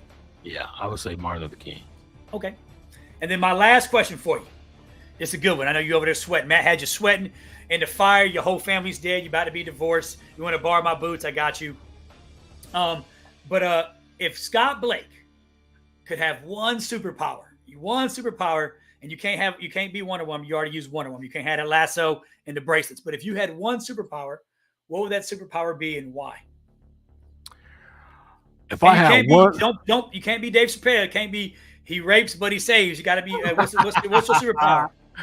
If I had one superpower, I would fly around the world and make women that have never experienced a real orgasm just have it on sight, and just be able to fly by and say, boom, here you go, thank you, without having to do anything. You already had that. No, I'm just saying, but this would be they look out the window and they be like, hey, it's Blake. And I'm like, hey, and it's Jesus. Like, oh my gosh. And just be able to fly away. I didn't have to go home and explain anything to my wife or anything. I didn't touch anybody. I just gave you the most explosive, best one that you ever had. And that was it. If I had a superpower, if I was a superhero, that would be me. What would your what would the name be? Would you be Captain Long Dong, Captain Strong Dick? What would the name be? Clint Eastwood, Long Dong Silver? I don't know. What would be the name? Captain Longstroke, Captain Strong in the pants. I don't even have to do anything. It would just be like, and then you go, you have it. So look at you, Al. You're going all like, hey, would it be Long Dong? Right. Yeah. You ain't gonna touch nobody. I use what his name was Supergasm. Yeah. That's it. Supergasm. There you Captain go. Satisfaction. Yeah, I'll be Captain Satisfaction. Well, you wouldn't be man. You'd be Mr. Satisfaction. Mr. Satisfaction. Up and away. I use those names, Matt, because those are my. If I ever was a porn star, which I'm not built like Scott Blake, but if I was going to be Clint Eastwood or Long Dong Silver. But that dream didn't come to fruition. Nobody wants to see a 43-year-old dad bod motherfucker with a Santa Claus beard and Hey, look, nobody's gonna pay for that. His catch line is going to be ready, set, go. I had one follower on my OnlyFans. And it was an accident. They unfollowed me like the next day, so I'm done with that shit. Hey, David said orgasmo. Hey, that's actually a movie. So how'd it feel, Scott, to be on the hot seat, bro? Be some of your own medicine, bro. It's deep because the thing about it is you really have to think about it, because it's like the world is watching, and you have to really think about it. So you have to dig inside to really know. So when people, I was hurt by you though when I gave you the female artist and you didn't say my girl Mary J and you didn't say damn Lauryn Hill. Lauryn Hill, This is the thing. Let me explain something to you when it comes to that. Mary J is a very, very good studio artist. Right. I went to a Mary J concert and I saw her sing live, and she said she had a cold, but I always think when somebody's in the concert and they're prepped to sing live and they say, "Oh, I'm feeling a little bit of a cold today," to me that sounds like I really don't do this really good live. Because if you're really sick, you just don't even show up there. I respect you because you didn't say Beyonce, because I think she wasn't even the best singer in Destiny's Child. I don't respect Beyonce's singing ability. The thing over there is, man, I think we've had this conversation before. You think Kelly Rowland was better? Oh, absolutely. But think about this, man. If you was a better vocalist. If you hear Whitney Houston can sing a song before even any music comes on, like on that bodyguard. Oh, bro, nobody can do that. No, nobody can. And even when she sang the national anthem, when she said the national anthem, that is still to me the greatest national anthem ever performed. And I'll tell you what, Whitney, when you said she's got to be everybody's number one. Like there's never gonna be another like the voice, man. You can't. Sends chills up your spine. Fuck Bobby Brown. Bobby, if you watch Bobby Brown, if you watching this, you can lick my asshole because you a damn dickhead, bro. But you know what? Of all time. If you watch, but this is the thing, man. If you watch that Whitney Houston thing, it wasn't Bobby Brown that destroyed her.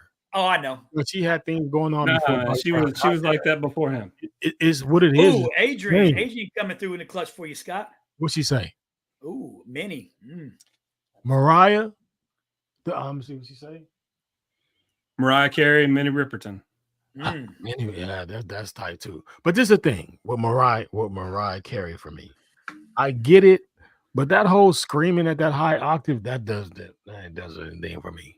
You know that when she does that little scream, that high note is like that's you hit it though. I bet you hit it though. I bet if she came over right now, you hit it. Who? Mariah. Mariah Carey doesn't do it for me. Mariah Carey's crazy. No. Hey, I like crazy, bro. Hey, whoo. Yeah. Chris Stapleton national anthem was elite. Yeah. I agree. But Whitney, you can't. He is impressive, but he's no Whitney, bro. But Adrian, I see where you went with that because I do think that Mariah Carey is super talented, and that Emancipation of Me album is probably one of my favorites of her, and she has that too. But there's certain people, man, like it's just I think about it of the voice, man. It's like certain people's voice that you hear. Yeah. That it just does something to you. Like Pamela Mann. I know when I say Pamela Mann, have you guys ever seen I can't think of his name. The guy who's in the Tyler Perry shows that wears all the crazy suits, right? The bald head guy with the goatee, and he wears all the loud clothes. I know you're talking about. Yeah, I know you. I know you're talking about. It's his wife, the light skinned lady, kind of heavy set lady. That's his wife, but she got some horns on her. Oh man. Yeah, for sure. But you know, Whitney's one of those artists. I don't give a fuck, bro. Carl Lewis. Hey, Robert Roach, the host of the Slow Smoking Gooder show. You can see that on Wednesdays at 8 p.m. Yeah, that was an epic, phenomenal national anthem. Nah, Flavor Flav, baby. Hey, I will say this though. Whitney Houston is gotta be the only female singer that when she comes, if you're I don't care how hard your ass is and the baddest bro, if Whitney Houston comes on in the car, your ass is turning up and you were singing at the top of your lungs. Oh my God. Tease you, bro. No doubt. If Whitney comes on, all the hardest motherfuckers in Compton singing Whitney, bro. I don't give a damn what you say. Me and my sister had an argument about that. We were shooting pool. And she was trying to tell me, I don't remember who she said it was that sing better than Whitney Houston. So I had to stop everything and I had to go to Spotify and pull up Whitney Houston songs and hers. And I listen to these and you tell me that you still feel the same. And we went down the road and she was like, okay, you're right, bro. I'm sorry. I had to pause. I like, you don't do that. I like doing that kind of stuff though. Yeah. I like that. And I'm gonna do that with Michael Jackson. Who would you say that can sing close to Whitney? Like just off the top, who's close to Whitney? I would say it's gonna sound crazy, but I guess I just love her ability to sing and her like the soul in her voice. Is Kelly Clarkson is pretty fucking good, man. Yeah, Kelly Clarkson is fucking good, bro. And Pink, I like some Pink too. I think Adele's got a beautiful voice. Adele has a very, very powerful voice. Oh, she's not the same to me though. All her shit sounds. I mean, she can sing, but all her shit sounds. If it all sounds the same and it's good, that's a good thing. No. Hey Scott, who's a better? Hey, who was better? Your boy from Queen or Michael Jackson? Freddie Mercury or Michael Jackson? They say Freddie Mercury was I mean, they still classify him as the greatest. Why are you still continuing the hot seat? Oh, like vocalist? Yeah, male vocalist. He's going in. Oh no, I don't think Michael Jackson was maybe. Hey, I think but he's definitely up there. You got a lot of PTSD from your hot seat right now, boy. You like hit Scott like left and right. Boom. I'm really boom, sad that we couldn't that Scott's ass is so smart. He got them street smarts. He thought ahead. Me and Ty, no bullshit. Yesterday, I was like, "Hey, bro." Oh yeah, Tina Turner. Tina Turner for sure. Well, yeah. Tina Turner's another one. Tina Turner. We were planning this, Scott. Me and Ty were already brainstorming. Really?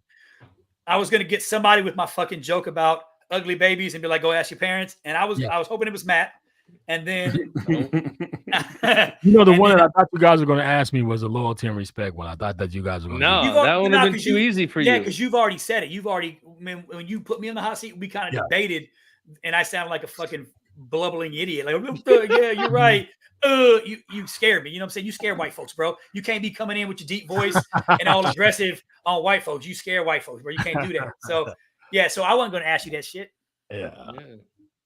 But so what do we have coming up? What's coming up next? I know that we were. I was going to go through the events real quick. This is another thing I think is probably going to spur some of those topics I thought we were going to talk about when we thought Matt and Al weren't going to be here for a minute. So, pardon me if I go astray a little bit. Project Zero, they released their 2024 outdoor schedule. You want to wax poetic about that, Matt? Yeah, I mean, Project Zero is one of our friends. They do a lot for veterans.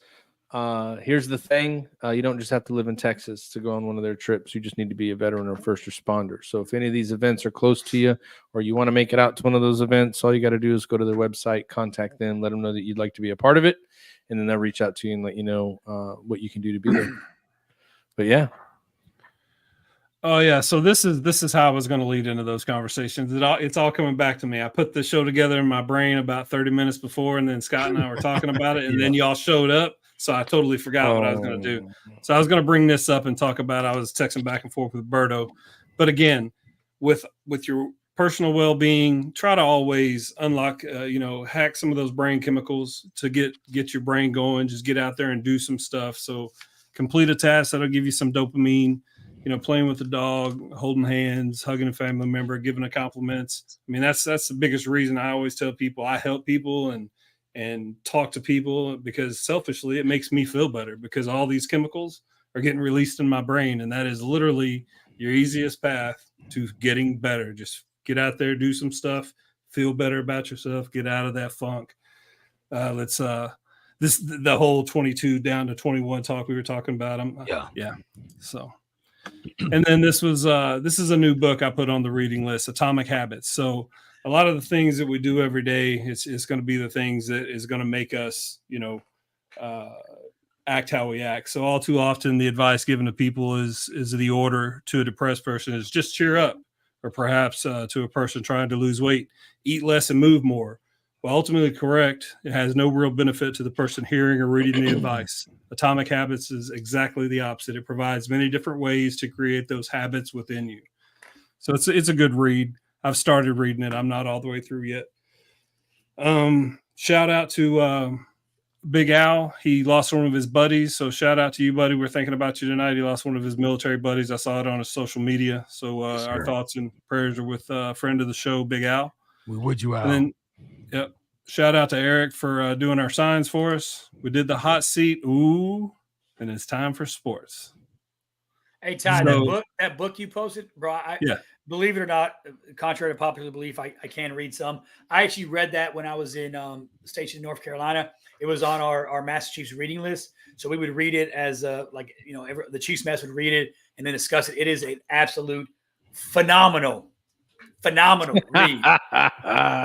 Phenomenal. Hey, is it phenomenal because you got to read it with other people and they got to read some pages? No, it's phenomenal because it's phenomenal because I could read a little bit.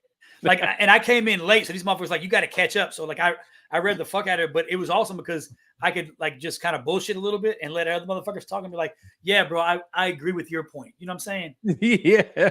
Well, I'll tell you. I mean, it. with this book specifically, Atomic Habits, I was looking for the cover today so I could steal this picture, and I read some of the reviews. Some of the reviews given on this book are good enough to help you in your day to day. Like literally, it goes through the steps that this book teaches you. God gives a whole synopsis. So go read some of the reviews for this book on Amazon, and it'll get you 5-10% of the way there to see if you want to get this book. So. Yeah. Dang, Al, you spelled Kevin's name wrong. I did it on purpose because I don't put no respect on that bitch's name. He gets no respect. I can't help your mama couldn't spell, and she was like, Kevin, let's sound it out. Kevyn. Sounds good to me. So fuck you, bro. She couldn't even spell your last name right. Cash with a K. Fuck out of here with that. Hey, a good. If you're feeling depressed or stressed out, a good song to listen to is Bob Marley. Everything's gonna be all right. I would try it. Or fuck just give it a try. That really makes me feel good. No, I'm just trying to tell you, if you just listen to the words, don't listen to the song because you just hear the song and you kind of know the beat. If you listen to the words, and if you say them out loud to yourself. Woke up this morning. Yeah. Oh, it's a great. Wake Bob to the rising sun. There you go. Three little birds. Outside my window. Yeah. Hey, Berto I think Berto was the one that turned me on to the full catalog of Bob Marley back in the day. There's a post of little kids singing that song. He has a big yeah, bro. When you hear it, you just smile. You just smile, man. You just understand. FYI, I just want to say Kevin Cash is still running his mouth. At least his mom loved him. Yeah, and your mom loved a lot of men too, including me, bro. So let's just stop, okay? While you're ahead. Your mom loved a lot of dudes. Hey, let's get to real business. Matt finally wins. Damn right I did. Look, I win when it counts, okay? When it's playoff time, when it's time to win championships, that's when I get shit right. Guess what? Neither one of those teams would have beat Georgia, bro. Look at that dude. Yeah, so Matt was 1-0 last week. Good job, Matt. Damn right. Congratulations to the Michigan Wolverines, though. It's a good story. Yeah. Michigan and your ugly ass coach. Somebody got mad, bro. No bullshit. Seth Atkins posted a post on Facebook, and I was joking, and I was like, "Oh, your coach looks like he touches little kids, and your quarterback's a goofy hippie fuck." And somebody got really mad. Was like, "How about you do us all a favor and shut the fuck up?" But I don't play social media gangster. But if that dude is watching this show, I will send you message me personally. I'll give you my address, bro. And if you ever down in the Pensacola area and you really feel a certain way, we can get outside and see who fucking more man, me or you, bro. Don't matter to me. But I love you. I love you. Don't get mad. You didn't play for the team. You probably got a GED. Didn't even go to Michigan. But when you all getting mad about shut your fuck, like don't get crazy, bro. Because I'll come to your house and fuck you up, your kids up. You know what's so funny? You know what's so funny is like I have a cousin named Jimmy Kirby. Lives up in Michigan. He's from Milford. I think they moved to the other side of state near Kalamazoo. He and I would have conversations like this, literally like he would say something against a group I was listening to, or I wouldn't like Metallica, or he introduced me to Eazy-E, or I didn't like this or whatever. So we would fight like brothers, and we would talk like that to each other. I'm gonna whoop your ass. This dude was mad. I mean, he was big mad. I was like, damn, bro. It wasn't even his post. Like it was he just chimed in. I'm like. And I'm just but then you love everybody 5 minutes later, though. Yeah, bro. I'm like, hey, bro, for one, I'm not what I used to be, but I promise you, I got one left in me, and you sure as fuck don't want these problems. Like, damn, bro. Probably not even that long. Because, look, the FSU's about to get hit with a big NIL issue.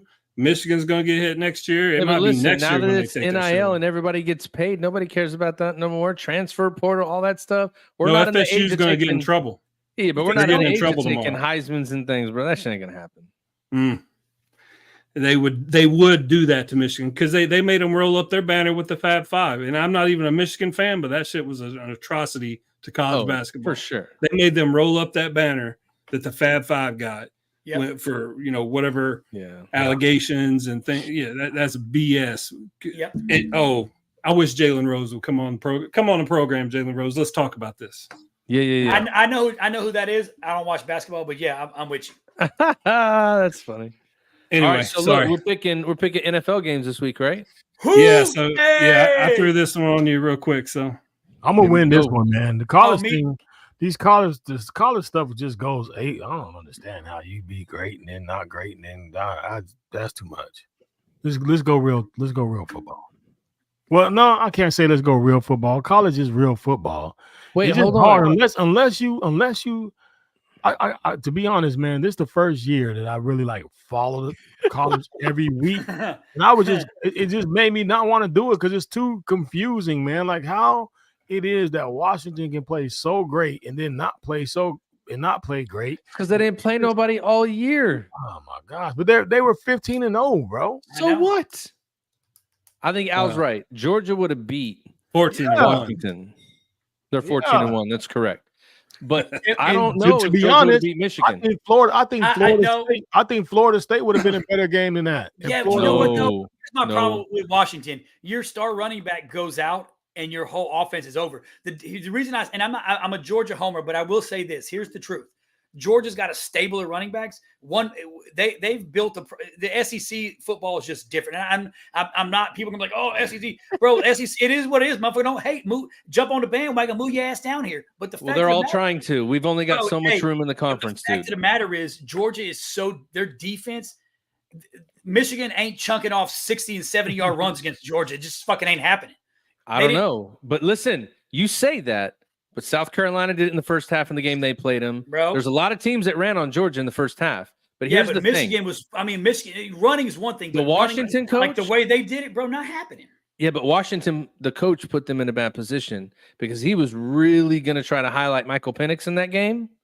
And Michigan was like, okay, you can highlight him. And they knocked the dog mess out of that. Bro, I firmly believe that if Alabama had a second time to play Michigan, they fucking crush them. I think Missouri would have put up a good fight against Michigan or beat Michigan, had a good shot. LSU. I mean, damn, bro. You'd be 14-0 if you fought middle schoolers. Yeah, John, I see it. You're right. You're right. All right, so hey, let's get to these NFL picks. All right, let's go. I'm already all right. Excited, So who you want to go first? Al? Man, you damn right. I'm going with my Browns. My left Browns. side. Cleveland all day long, baby. Cleveland all Browns. day long. I'm taking the Browns. I like Miami, but I just they haven't been impressed. You know what? Fuck it. I'm going Miami. I'm going Buffalo. I'm going fuck. I hate fuck, bro. I'm going Dallas. Okay. I'm going Detroit, Bo. Let's go. Hey, Detroit. 8 mile, 9 mile, 12 mile, whatever the fuck they got over there. All the miles, bro. Detroit. And I'm going. I think they're in Pontiac. I think they're in Pontiac. Yeah, they are in Pontiac. I'm going Tampa Bay. They're not in Detroit. Hey, and I'm only going Tampa Bay because I know Adrian's on here, and I refuse to pull for the Philadelphia Eagles because their fan base are mean. You're mean to other people's fan bases, and it's not nice. Just like Al is to everybody that don't like the SEC. For sure. But I'm going, man, hey, Baker Mayfield, bro. Come on, man. Tampa Bay? Good. Yeah, he's taking Tampa. Okay. Let's go, Baker. Why? Okay. Justin, let's go Browns, baby. Who's up? Believe, Lynn. I'll go. I'll go. Go ahead, Matt. No, go ahead. All right, I'll go. So I was going to choose Cleveland because of just the story and then I saw CJ Stroud on Pat McAfee this week. So he seems like it doesn't seem like he's a young quarterback anymore. Seems like he's made it to the point of the season where he's done matured way past his first year in the league or second year in the league or anything like that. I think he's operating as a veteran quarterback now. So because of the poise and because I think he's able to run and he's going to be able to avoid the rush, I'm going to pick the Texans. And he is genuinely a really good dude. He loves some Jesus. OHIO. He is a good dude. Yeah. I mean, I like Stroud.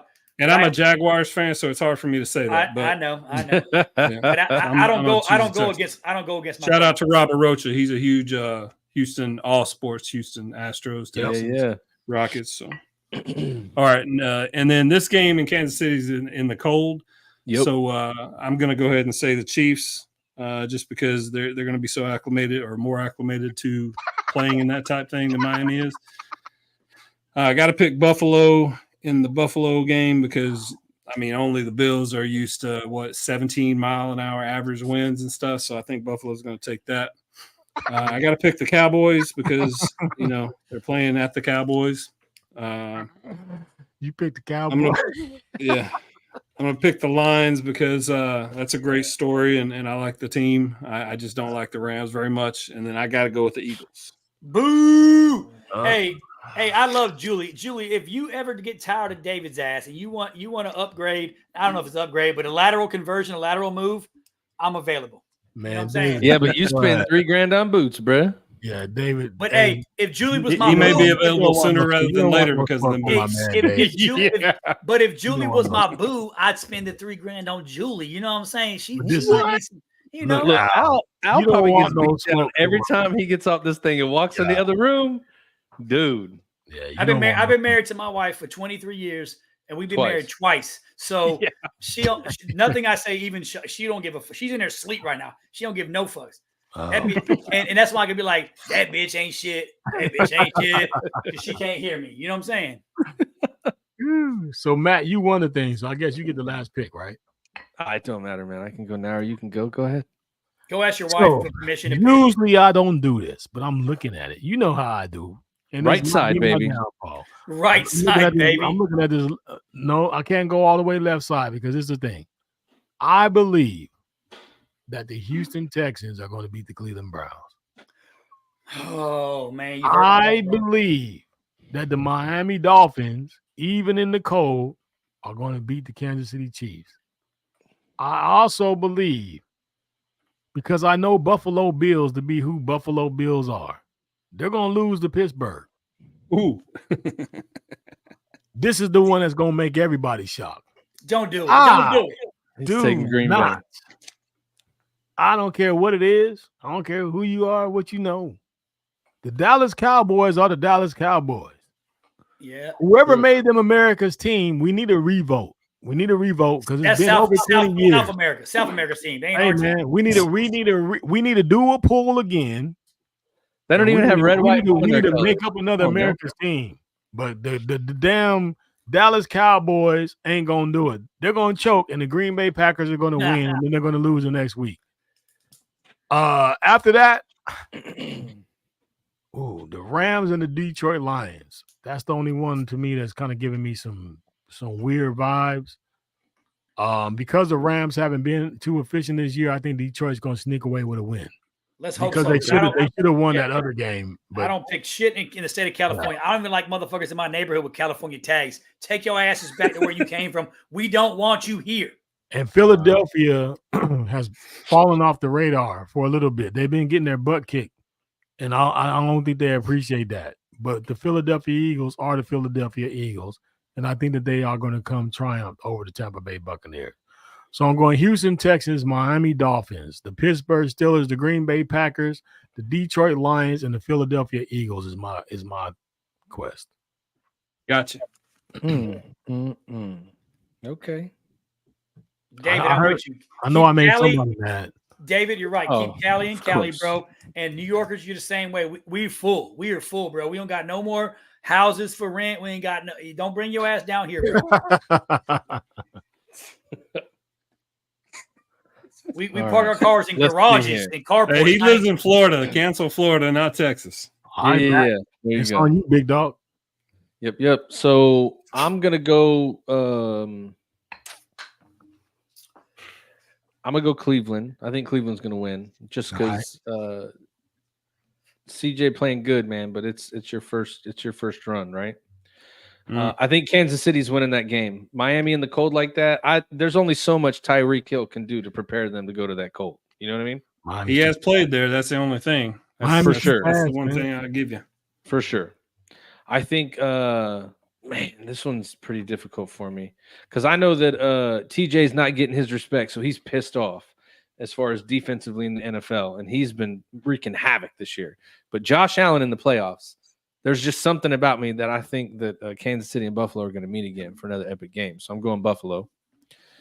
I'm taking Green Bay. It's the playoffs. Until Dallas wins a playoff game, I don't believe them. I'm going to take the Rams. I think the Rams are going to get there because they've got more of that experience. Detroit had a good run, but you know. And then I'm taking Philly. I think Philly's going to win. I'm defending you. None of us have the same thing, right? Everybody's card is different. Yep. Yeah, everybody's pretty different. There's going to be some pretty weird Yeah, it's gonna come off a little weird, but yeah, I'm sticking with it. Yep. Adrian, Nice. I knew you first. Fuck these dudes. I knew you first. Fuck them dudes, girl. You got me a job. Fuck them dudes. You did my interview. Hey, and also Julie, you are always welcome in the state of Florida. You come on down. But leave that crowd-eating sack of shit home. He don't need to come down here and cause problems, catch all the fish, kill all the deer. So Rob, the Texans, the Chiefs, the Bills, the Cowboys, the Lions, and the Eagles. That's it was probably super hard for Robert Rocha to type Texans and Cowboys in the same line. Same line, bro.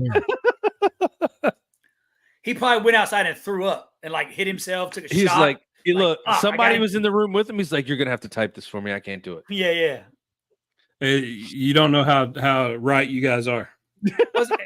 And if Rob was in, I don't know if he was in the Army, but if he was, he damn sure couldn't spell most of those words. So somebody probably typed. No, Rob is the host of the So Smooth and Gooder show on Wednesday. He's a Texas pit master. I want to apologize. I want to apologize, Rob, because I'm still trying to figure out how to cook fucking brisket, and my shit's always fucking dry. And I've went on your podcast. I followed all this Texas shit, wrap it in fucking aluminum, or do the Texas wrap and do this. And my shit ain't never good. Now my ribs is on point, but I want to apologize for talking shit about you, King Barbecue. My apologies right now. So dumb.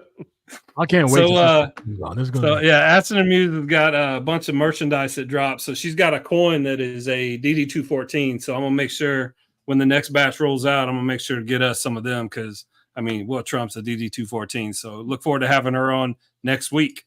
Hey, put it in the box tie with my bottles of whiskey. I ain't never getting from these. You're going to get, man. Hey, Al, listen. Here's the deal, bro. Listen, I'm not going to keep. No, but here's the deal. Ready? Check this out. You ready? If your kids ask you for the same thing all the time, how long does it take for them to get it? If my daughter asks me, she gets it immediately. We know that. But the kids you really care about, you can be like, you keep asking, I ain't giving you shit. My daughter gets it as soon as she asks. My boys, fuck y'all, bro. Y'all better get a job, move the fuck up out of here. Know that. Oh, Julie put her picks in real quick. Browns, Chiefs, Bills, Packers, Lions, and Eagles. Woo!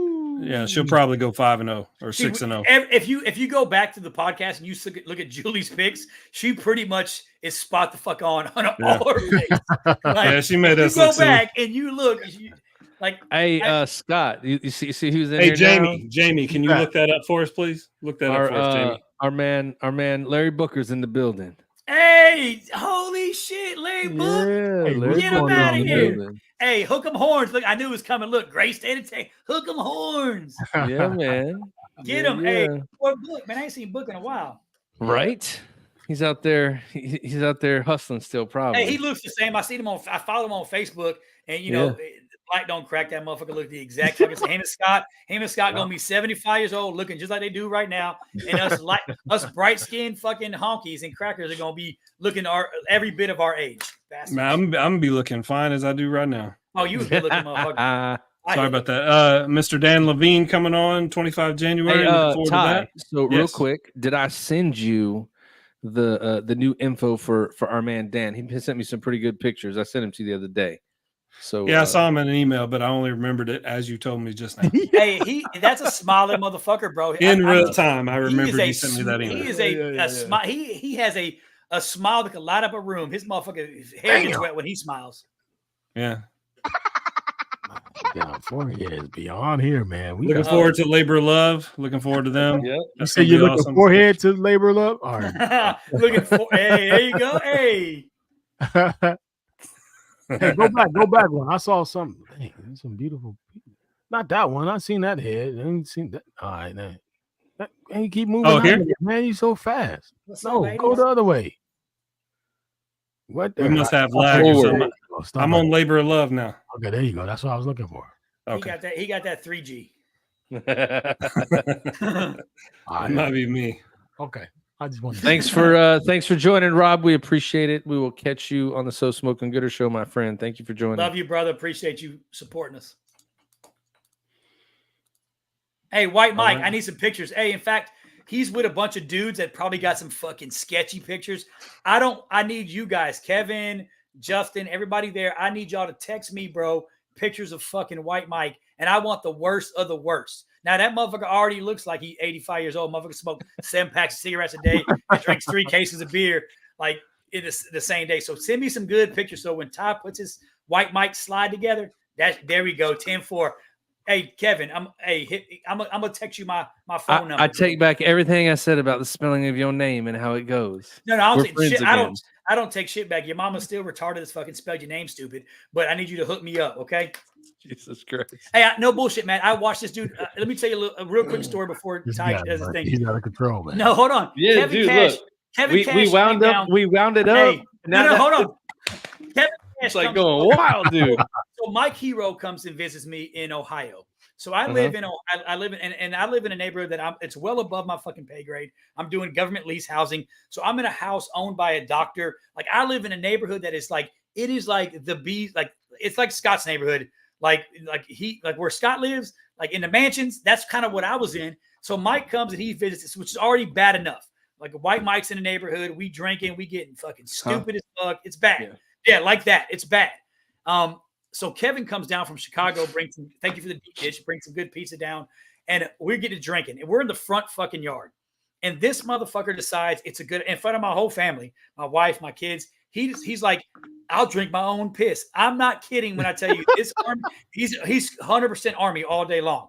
This motherfucker pisses in a Dixie cup and smashes it like it ain't shit, like it's normal for him, drinks his urine, and then proceeds to walk around my neighborhood acting like a fucking velociraptor, like making loud noises. This is the dude that, like Kevin, his name is spelled just like his mentality. Like it's not quite right. So just want to throw that out there. But I need those motherfucking pictures.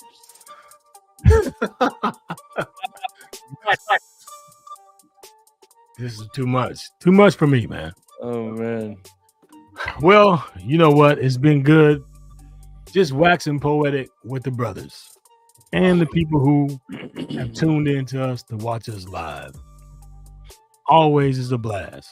But it is that time that we got to cut loose because we'll be up till 2 a.m. telling stories. And, you know, Al, once we get him crunked up, we can't uncrank him out. So I love my brother. That's my dog. But you know what? I did enjoy the interaction with my brothers today. And sometimes it's good for us to just get together, man, and just chop it up with each other as brothers, man, because this is our thing. You know what I mean? All 4 of us have put a lot of time and energy into trying to make this the best that we can. And I am super happy with the result that we have had so far. I am super happy to call each and every one of you my brother.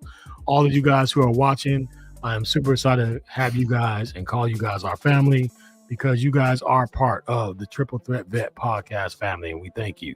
Whether you're watching on Instagram, whether you're watching on Facebook, whether you're watching on Twitch, whether you're watching on YouTube, however you're watching, however you're getting the message, we just hope that we are entertaining to you and that you will come back. Like I said earlier, if you guys want anything, any kind of merchandise, I would just tell you just to go through your phone and go to the website for my man Matt Johnson, which is which one is it, Matt? Sameflagsameoath.com. Sameflagsameoath.com. I was about to say got your signal. I know I was gonna mess it up. But it's sameflagsameoath.com. Look on the merch, get you some. Can't beat the price, you can't beat the quality, and you know where it's coming from. And it's free shipping. Don't nobody give you free shit nowadays. That's true. That is right. So it's that time. You know what I'm saying? I just want to get my spill. Like I'm gonna tell you every single time before I leave. Somebody out there is waiting for you to show up tomorrow. No matter how hard life is, no matter what you're going through, you just have to understand somebody's expecting you to be there tomorrow. Your only job is to get your ass up and be there. I'll be waiting for you. We all here at this podcast will be waiting for you. We made it through this holiday. We made it through a new year. And I'm glad that you're here. So come back. See us next week. See a message from DJ Royal T. I love you guys. We're going to bring the crew back out so they can say their last pieces. My man, Matt J. Check that, Julie. Check that comment out, Matt. What does it say? Julie, just hang tight. I will connect with you and Willis, and we'll get it sent out to you. Julie, I just want some Mr. Phenomenal. I want some phenomenal. I want to it's just phenomenal, but I can't even get that shit. So stand you by. Never asked. No, that's in the pipe. It's on the list. Hey, my girl wanted to come in and say hi to y'all and You know, she went to the dentist today, so she hasn't been feeling too well. But she got the big dog. She just gave you side eye. Yeah, she got the big dog tournament coming up. Like this some bitch told everybody my business. Hey, shout out to Brooklyn. What's up, Brooklyn girl? in the house. Nice. But Matt, it's on you, big dog. What you got to say before we Nothing, get man. I don't have anything. Same flag, same oath.com. The merchandise is there. Podcast merchandise is coming soon. Thank you, everybody, for listening. We appreciate it. Miss Mac, it was good to see you out there. Absolutely. I'm glad you got to jump in and learn a little bit more about us, but don't hold us against us tomorrow, okay? Don't do that. We're all fired tomorrow. We all getting fired like a motherfucker tomorrow, man. Everybody all get their of pink us. slip. It's okay. But I just wanted to say thank you to everybody that listens, everybody that's joined, everybody that supported us, and we can't wait to keep doing it this year. So thank you, everybody. Yes. To my man, our hero. He's late, but he was great, as always. Turn your filter on, but then turn it back off and turn it back on. Hey, like always, I love you guys. I appreciate the support. Make sure you guys are reaching out to your buddies, man. Check on your people. Make sure everybody's doing okay. It doesn't take much but a phone call or a text message to check on your battle buddy to make sure everybody's doing okay. We want to see everybody again tomorrow and days after that. And like I always say, don't ever sweat the petty stuff. Hit that sweaty stuff. Love you guys. My man. And you already know, my man that makes the things happen. Always working, always smiling, gives the best hugs in all of Houston. You know what? Your son. I'll take that title. I'll take that title for real. You know what? It even rubbed up on your son, man. Because your son, man, he came in for a big hug, didn't he? He came in for the big hugs, man. Yeah. Tatum is my man. I love that dude. Shout out to my man Tatum. But what you got for me, RTY? So this week, one of my brothers from the Combat Veterans Motorcycle Association, Ron Risden, his real name is Deadwood. He passed away, so we actually buried him today in the Houston National Cemetery. So I say all that to say this. We're going to remember this man forever. He's going to be in the Alpha Omega chapter of the CVMA. But as long as we speak our brothers and sisters' names, they will never be forgotten. So I'm here for that. Ron Risden, Deadwood, love you, brother. Love the time we spent back in, I think it's 2018 when I met you. I'm sorry you're gone. Love your family, and we'll always remember you, brother. For sure. To all our guests new, this is your first time. It was good to see Adrian come on. Miss Mac is in the building. Julie, is always great to see you. Everybody who interacts with us, we love you guys. This has been another episode of the Triple Threat Vet Podcast. I am DJ Royalty. I'm always going to send love out to you because it's always going to be there. If there's anything I can ever do for you, if you guys are ever interested on being a part of our podcast, reach out and we'll make sure that we reach back. But make sure that you love somebody, but most of all, love yourself. And until we see you again, you will always be there. You will always be my friend. This is DJ Royalty. Shouts out, and I'm out.